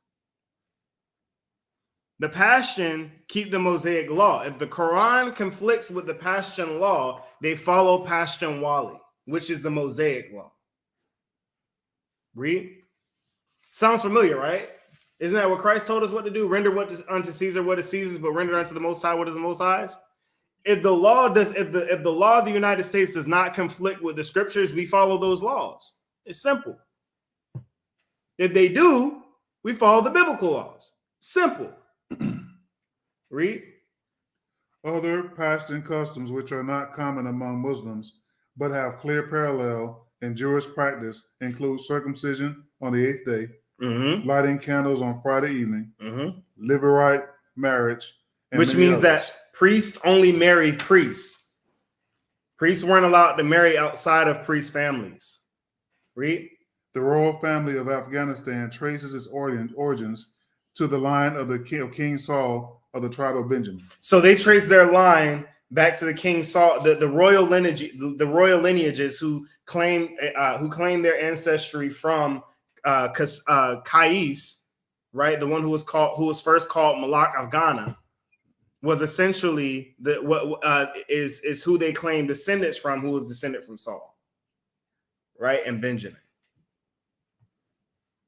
Another unrecognized link of the Indian Ocean slave trade to East Africa and Southeast Asia is Madagascar, right? The people there are known as Malagasy. We've been hearing Madagascar come up throughout all of these texts. So let's get the Malagasy people. The Malagasy are an Afghanistani-speaking Austronesian-speaking ethnic group indigenous to the island country of Madagascar. Mm-hmm. Traditionally, the population have been divided by subgroups, mm-hmm. tribes, or ethnicities. Mm-hmm. Examples include Highlander, ethnically Austronesian, Indonesian, Polynesian, Micronesian, and less Bantu and Melanesian. So basically what this is stating is it's more so it's more so Austronesian as it pertains to Reuben in Australia, Indonesian, Polynesian, and Micronesian. We know that those tribes are who? Naphtali, right? So the Highlanders are majority tribe of Naphtali, but they have less Bantu and Melanesian, which means Reuben and East African, Benjamin, right? But what's interesting is both of these ethnic groups that we're going to go over are 50-50. Half of their DNA, whether it be maternal or paternal, is half this, half that. So that means that they're half Naphtali and half Benjamin. Read. Groups such as the Marina and Betsleo of Central Highlands around Antananarivo, Alatora, and Fantaransoa, and the coast dwellers, ethnically Bantu and Melanesian, and less Austronesian, Indonesian, Polynesian, Micronesian, with tribes like Sakalava, Bara, Vizo, and Bet Semisaraka, and the Mahafale, right, etc. So go ahead and look at your screen. First, we're going to get the Sokotri. The Sokotri are the modern day Zanj of Iraq, right? These are the modern day Zanj of Iraq. These are the Sokotri. Whoa. So most people would look at them and think East Indian, right? East Indian. These are the Zanj. Remember how I told you how Benjamin would be the perfect example of why you can't judge someone based off of how they look or where they're at? These are the Zanj. They're literally East Africans. This is what they look like now after a couple thousand years in the Middle East. Sokotri. These are the Zanj, people. These are the Zanj. They look foreign, don't they? Oh, but the Israelites are black. These are the same people. These people right here are no different. They're no different than these people right here. Ethnically, they're the exact same. They all come from the same exact place, but one looks like this, and the others look like that.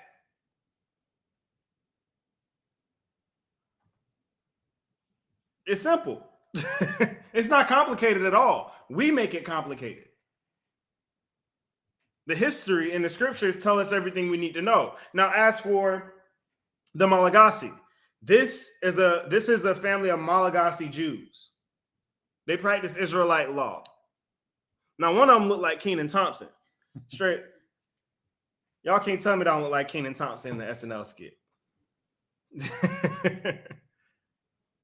That's because one of them is descended from the coastal dwellers, and the other is a Highlander, which means that you have majority Bantu ethnicity mixing with the majority Highlander or Polynesian, Micronesian, or Naphtali lineage. That's why they're 50-50. The two aren't separate, even though they're two different majority ethnic groups. These are the Malagasy.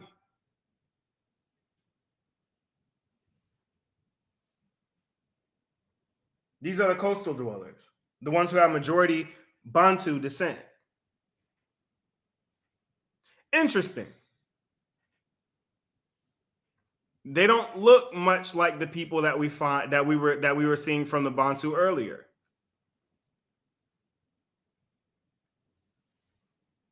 This is a Vizo woman. The Vizo people are the ones who are majority Bantu and Melanesian, which means that this woman is East African. She's Benjamite. She look Benjamite, elder? She looks Asian. Yeah, right? Yeah. Listen, if you can't judge a book by its cover, but you might as well read the title. Maybe the back of the book.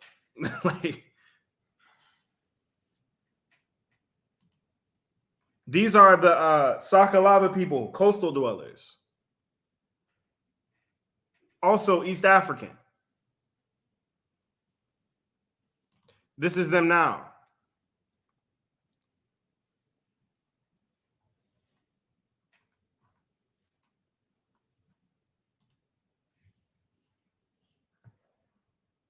There's a divide between what we know to be Benjamite Bantus and the Naphtali / Reubenite dominant groups. There's a divide between the two. However, they range pretty close to 50-50 for the native populations. This means that the entire island is made up of Israelites. However, both of these groups, being Highlander or coastal dwellers, look about the same, especially the dark groups of the coastal dwellers. The Malagasy from different ethnic groups have learned of and accepted their Israelite groups and begun practicing some form of Torah. Right? So now that we've wrapped up back east, we've wrapped up the Eastern world, we're able to work our way over to the West. Right? And this is where we'll be cleaning up and adding some important information regarding some African tribes and give context to certain events that will arise in the New World with the tribe of Benjamin. So that means we're going to kind of be touching on a little bit of West Africa. For example, we're going to be going back into the Ashanti, and we're going to be touching on the Igbo in Nigeria as well. So we're going to be going a little bit back into Africa because we need those for context as to what's going on here in the New World, right? So let's go back to the critical review or Annals of Literature in volume 57, but we're going to jump forward to page 142. He also deserved well of the commerce of America by procuring by his remonstrances that the Negro slaves, who before, like all other necessaries, had been sent from Seville or other Spanish harbors, were to be directly transported from Guinea to the West Indies, and that, of course, America was more expeditiously furnished with the laborers wanted. Las Casas' proposal was executed in 1517, Salakia. The Court of Trade in Seville appointed 4,000 Negroes to be annually transported to the islands of Domingo, San Fernando, Puerto Rico, and Jamaica. So the first batch of slaves taken from Africa to the Western Hemisphere, which was organized trade, were from Guinea. These slaves were sent to the West Indies, namely Puerto Rico and Jamaica, right?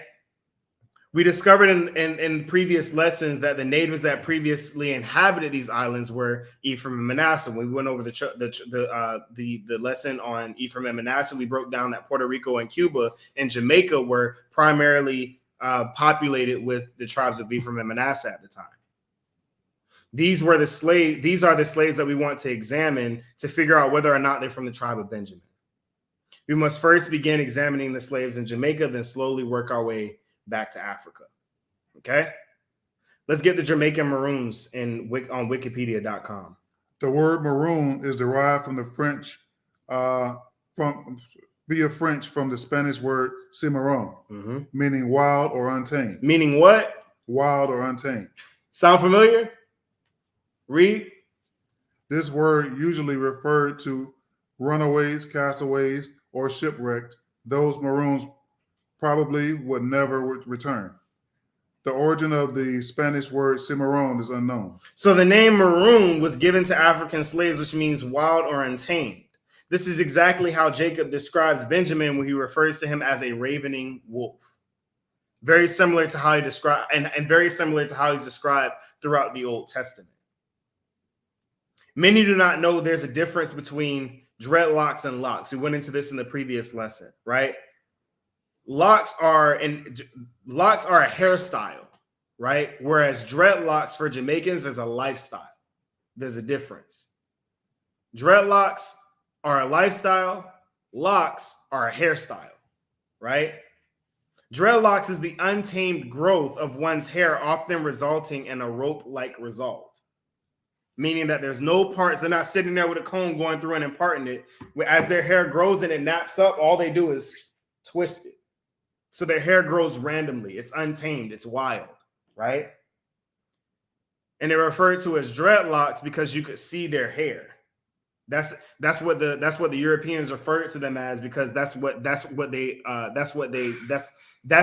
you saw a maroon's hair, when you saw a maroon's dreadlocks, it provoked fear. That's why they were called dreadlocks, right? This iconic hairstyle has been somewhat trademarked by the Jamaican people and matches their character perfectly. Their hair, wild and untamed. Dreadlocks, wild and untamed. Lots are upkept. They're parted. There's a certain level of care and effort that goes into them. Whereas dreadlocks, you let it go. Let's go back to Jamaican Maroons. Jamaican Maroons descend from Africans who freed themselves from slavery on the colony of Jamaica and established communities of free black people in Jamaica in the mountainous interior, primarily in the eastern parishes. Africans who were enslaved during the Spanish rule over Jamaica, 1493 to 1656, may have been the first to develop such refugee communities. So we also examined in the lesson on when we talked about Manasseh is that we found many of them would flee from their captors into the mountains. Why? Because they couldn't follow them there. Europeans didn't know how to trek into the mountains the way that they knew how to. Jamaican Maroons also did the same, often with Tainos, or the tribe of Manasseh. So the Maroons ethnically are a mix between Benjamites or East Africans and Taino or Manasseh. Right? And these people and the Maroons were strictly the ones that were causing issues for the most part. Let's go back to it. Read. Pick up from here. When the English invaded Jamaica in 1655, most Spanish colonists fled. They ran them off. Read. Many of their slaves escaped, and together with free blacks and mulattoes, former slaves, and some native Taino, and coalesced into a number of ethnically diverse groups in Jamaica interior. So essentially what they were doing is they were running off the Spaniards. So basically what happened here, by the time that the English went in to take over Jamaica, the Spanish ran away. They ran these people off. And by that point, they had went and established their own communities already with the Taino, right? So the Maroons throughout all of Europe, throughout all the slave trade, throughout all of the slave traders were known to be the biggest troublemakers for the Europeans in the Western Hemisphere. By far. They were an issue for everyone. Not just the Spanish and the English, but for the Dutch, for the Portuguese, for the French. They're causing issues for everybody. So much so they would get together in sort of like UN meetings for slave traders and be like, what are we going to do about these people? If there was a UN back then, they'd be sitting there talking about how they going to handle the Maroons. Not only did they continuously revolt against the Spanish and British rule, but they also did so with success. They not only managed to force out the Spanish, but also to terrorize the British, resulting in their deportation to Canada. So they caused so many issues for the British. Keep in mind, the British had the #1 army on earth at the time. They terrorized these people so bad, they wound up getting deported to Canada. Most notably, Halifax and Nova Scotia.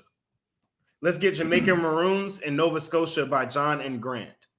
The Maroons fought to maintain their freedom in Jamaica, where they had established several independent communities as early as the mid-1600s.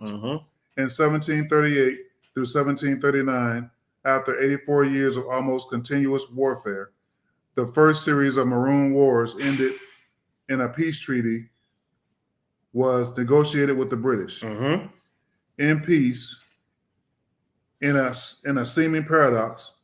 What is that going on? Something's going on. In peace, in a seeming paradox, the Maroons proved to be successful. I'm sorry, Slovakia. Let me back up. Proved to be useful allies in the English planters, acting as slave catchers and willing volunteers in the suppression of the coastal slave rebellion. So the Jamaican Maroons were cooperating at one point. So while they were causing issues, there were some who attempted to cooperate with the British. They negotiated a peace treaty eventually with the British. Right? Go ahead, read. Claiming that the terms of the treaty were not fully met, the government of Jamaica determined to exile the Trelawney Maroons. By happenstance, the British Navy had a number of largely empty transport ships under convoy protection. due to leave Jamaica. So essentially, they claimed that the Jamaicans that the Jamaican Maroons didn't keep up their part of the treaty. At which point they were now going to deport them. They were going to deport the Maroons somewhere. The problem is nobody wanted them. Like, you ain't gonna bring in the U.S. They're like, listen, you're not gonna bring that problem to us. Our slaves are cooperating. We got good boys and girls over here. You're not gonna have these people coming over here inciting violence.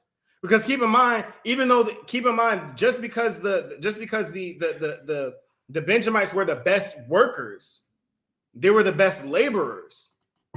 The tribe of Judah was by far the largest in size. That's why they were called Mandingo or Mandinka.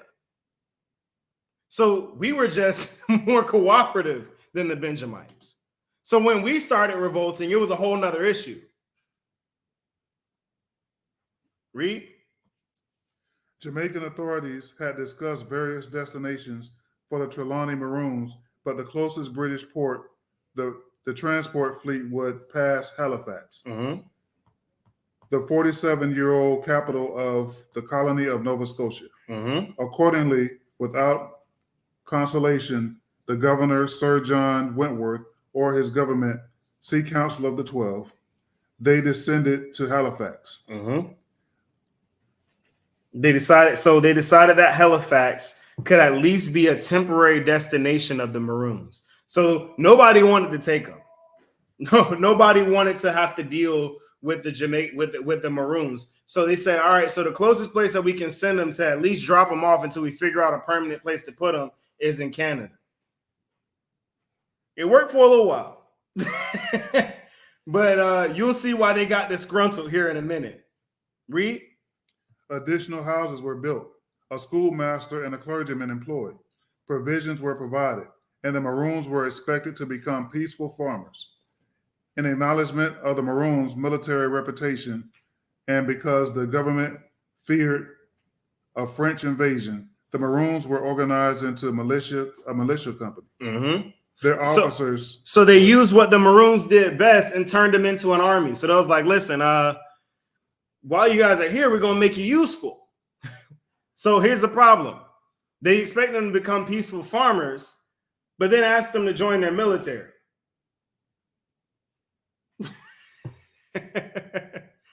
Check out what happens here. Read.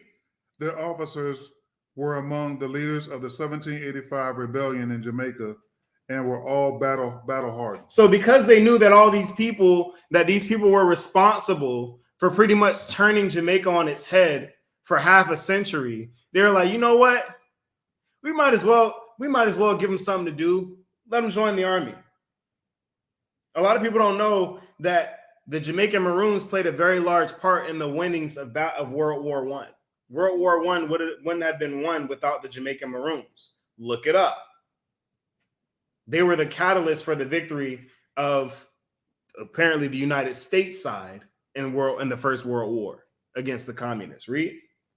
Disputes arose among the Maroon community at Preston, the Maroon town as it is also called. The majority wanted to leave Nova Scotia and return to Jamaica, but it was not allowed by the island government. So basically, they was like, listen, man, we want to go home. And Jamaica was like, no. Jamaica said, y'all can't come back here. Check it out, Reed.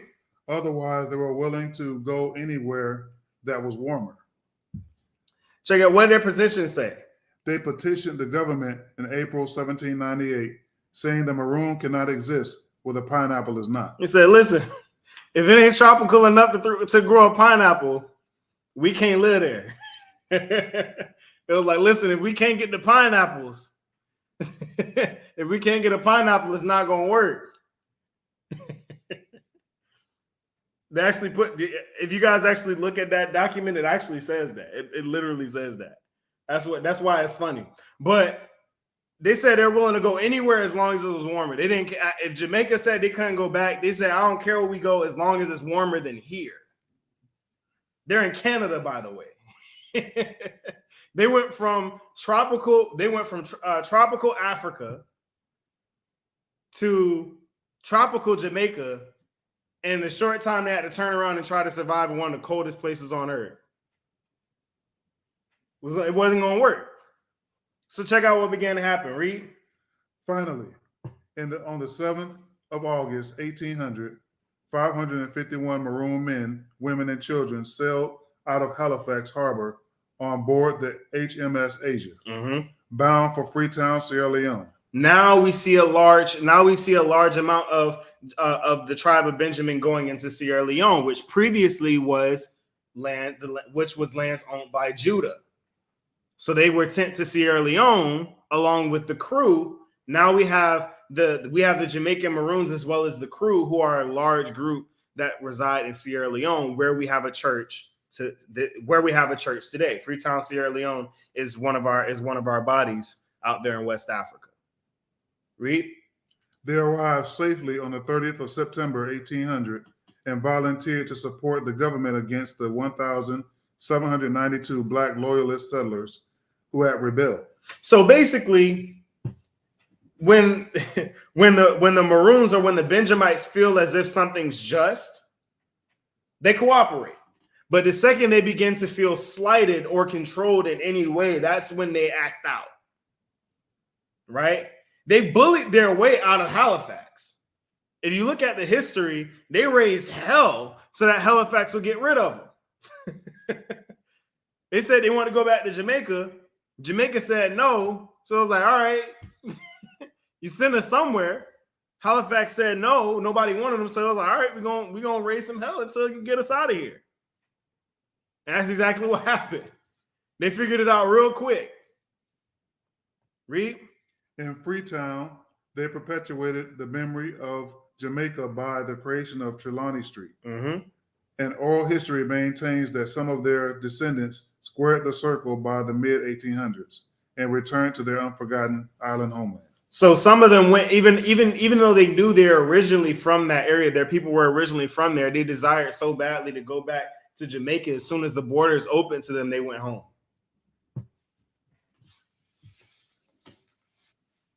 All right. So it's important to note that the governments established within the Maroon colonies were fashioned after the Ashanti in Ghana. So we're going to take a quick break, come back, and we'll be finishing up. All right. One moment. Pretty good on time. Yeah.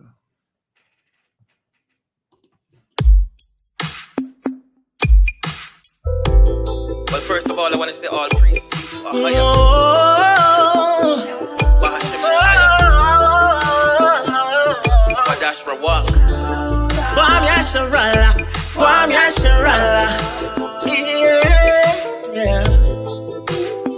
When the Israelites shout,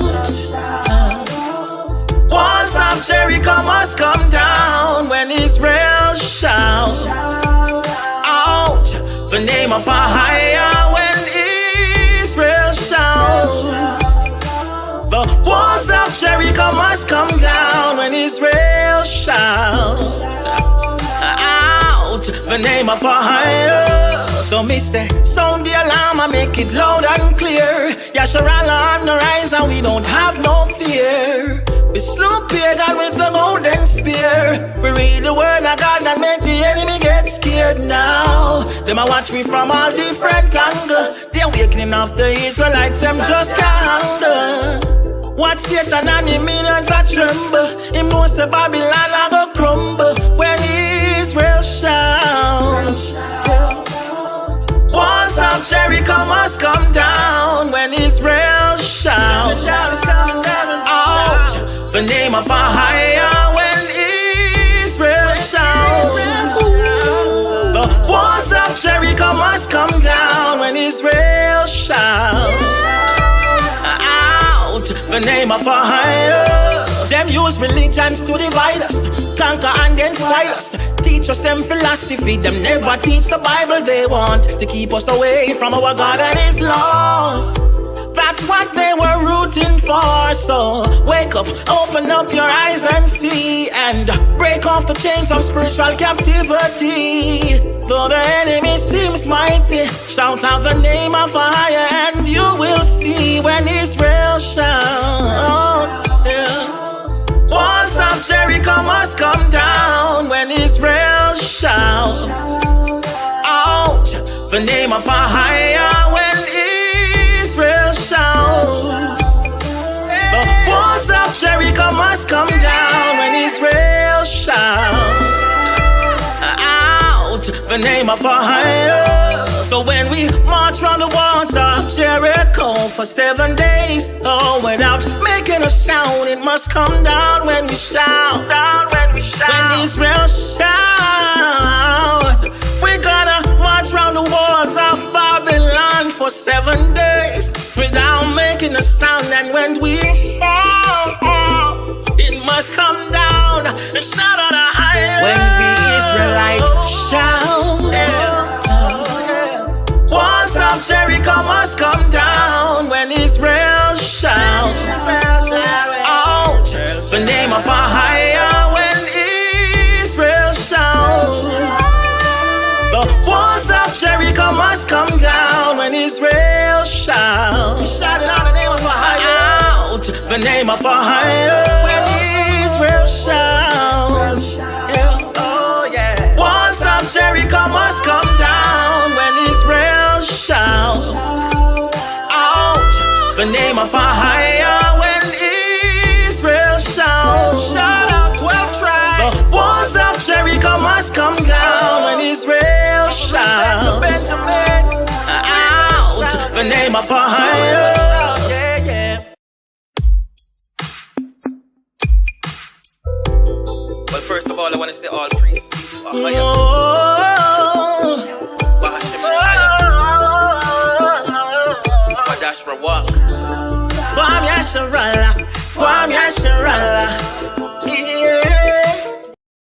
All right, we are back. Okay, so here's what's gonna happen. We have quite a bit left to go. So what we're gonna do is I'm gonna run a brief review over what we just went over, and we're going to pick up week after next for a part 2 of the tribe of Benjamin around the world. Okay, and we're gonna wrap it up. That'll give me some more time to add some more sources, and it'll give everybody else some time to enjoy the rest of their Sabbath. Make sense? Yes, sir. Y'all can handle another 5-10 minutes? All right. All right. So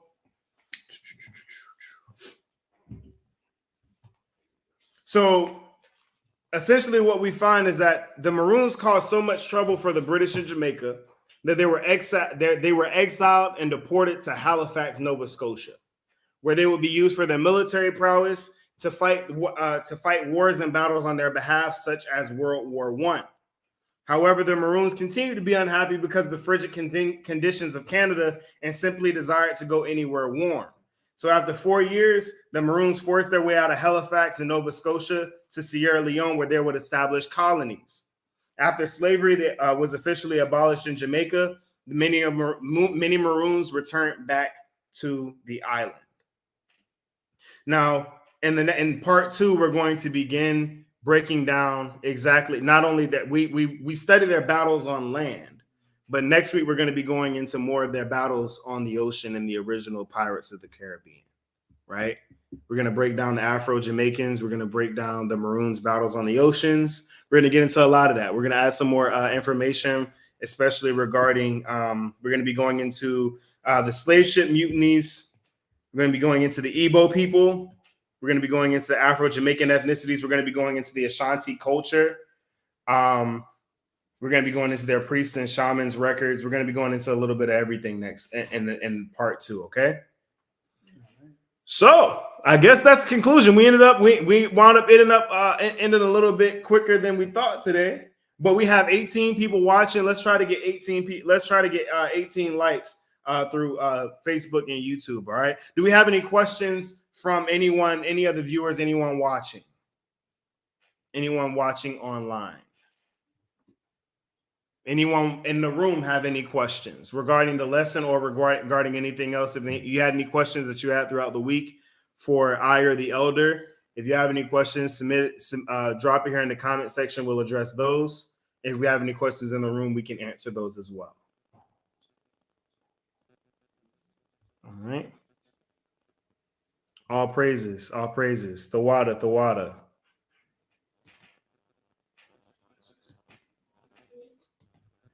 Yeah, that's Bishop Michael, House of Judah, Philippines. Shalom, everybody. Everybody say Shalom, House of Judah, Philippines. Shalom. All right. So, yes, everything's well. We'll be getting in contact with you, I believe, next week. Next week is the second Sabbath. We'll be having our leadership meetings with the elders, bishops, and deacons from everywhere. So we'll be getting in contact with you tomorrow, and next week, next Saturday, to chop it up about the plans that we got for around the world. Big things coming, everybody. Once again, for those who weren't in here earlier, Sierra Leone had it. We've been a couple of weeks ago. Sierra Leone had its very first street preaching. House of Judah is the first to ever street preach in Freetown, Sierra Leone. Big thing. We had a baptism that we planned to show the videos of the baptisms, the one in the Philippines and the one in Sierra Leone as well. But we'll be doing that in the next lesson so you guys can see how that went. And we have the street preaching recordings and everything like that as well. So all praises to the Most High, all praises. But if we have no more questions, we're going to allow everyone to go and enjoy their Sabbath. Once again, we like to give all thanks and praise to the Most High, Ahaya, Bahashim Yeshaya, while we walk. Without him, nothing can be done. And as I stated in the beginning of the lessons, definitely take note of your values, what you value. What you value is what you put your time and your finances into, right? And if it's not putting your time into becoming better, becoming more righteous, 1% better. Nobody asked you to be perfect in a day. No one's ever asked anybody to do that. All that the Most High requires is that it's for us to get a little bit better every day. Let me ask you this. If there's 364 days in the year, right? If you get 1% better every day, where are you at the end of the year? 360. You're right there. 364% better, right? That's all. One day at a time. That's all this is. One day at a time until this whole thing is over. Invest your time into becoming 1% better, right? And invest your finances into securing yourself and your family for the times to come. If you aren't investing what you have into those things, you don't value Christ's kingdom. You don't value enduring to the end. You don't value making it into the kingdom of heaven. You don't value the Most High in Christ saying, "Well done, my son." You don't saying "Well done" and allowing you to go down to the good side, going down the good side of judgment. All right. We'd like to remind everybody we did a couple of really good lessons. The viewership's kind of low on those. We did the lessons on Hades, hell, and the underworld. We did the lesson on the heavens. We're gonna be dropping some more shorts on those, so make sure you guys go and check those out. We've been doing a lot of work as far as dropping the short videos and everything like that. So definitely go like, comment on those as well. And chances are, if you have any questions, because I get a lot of questions about things that we did lessons on. Chances are, if you have a question about something, there's a lesson that we've already done on it, probably a couple times over too. So earlier on in the ministry's history, we did lessons on the books of Jubilees, Jasher, and Enoch. So the answers to those questions are there. If you have questions about the holy days and the clock, those are in the biblical calendar. Those are in the Most High's clock and the Most High's clock in the sequel lesson, right? So all of the questions that you may have about what we may believe, we did a lesson even on that. What was that lesson? What was that lesson called that we did particularly on that? Let me check here. We did a lesson on Out of Darkness. Out of Darkness, we pretty much broke down the doctrines that we once believed in Christianity and how we found out that those doctrines weren't correct, right? So we did a lesson breaking down all of those things. We did a lesson on the elders. If you want, a lot of people wonder the difference between why our ministry has a presiding elder versus, the other titles that were applied. We did a lesson on that. All of the paths to the kingdom, all of these lessons, whatever questions you might have, people have questions about what is the sister's role in Hebrew culture. We did that in path, purpose, and legacy, right? So we have lessons on all of these things. So whatever question you have, definitely scroll through, look before you come and ask a question that we already have a lesson on. I just got to point you to the same lesson that we already did. All right. It'll save both of us some time. Okay. So definitely go check out those lessons. The 12 tribe series is still popping. So definitely go and take a look at those if you haven't seen those yet. Elder, you got any announcements? Baptisms. Once again, baptism. If you would like to be baptized into the church, go here to housejudahfellowship.org. Send a message. You'll go directly to the elder with baptism - your location. Right. That way we know where you are, and we can try to set up a time. The people who have where we have the most requests for baptisms is where we're going to be going first. Okay. Same thing with donations. We have our tithes and donations Cash App above our head. If you do not have Cash App, that reach out to us, or if you're international, reach out to us, and we'll give you the proper information to let you know how you can tithe or donate. What else we got? If you're in the area and you would like to come visit the church, reach out. Let us know that you're in we're in the Florida area. So if you're in Florida and you would like to come and visit the church, definitely reach out and we'll set up a time to make that happen as well. We will also soon, because you guys know how YouTube's getting, you know how Facebook's getting, and all this stuff. We'll be streaming directly from our website. So definitely go to the website and get registered. So when we start doing that, you guys can follow us there as well. Okay. And I believe that's it. I think that's all the announcements. All right. So thank you all for tuning in today. I hope you all have a blessed Sabbath wherever you are, wherever time zone you're in, whether your Sabbath's over, whether your Sabbath is still going. We pray that you all have a blessed Sabbath. Spend it with your families. Stay prayed up and continue doing the work. And we'll see you guys in the next live video. Shabbat Shalom, everybody. All right.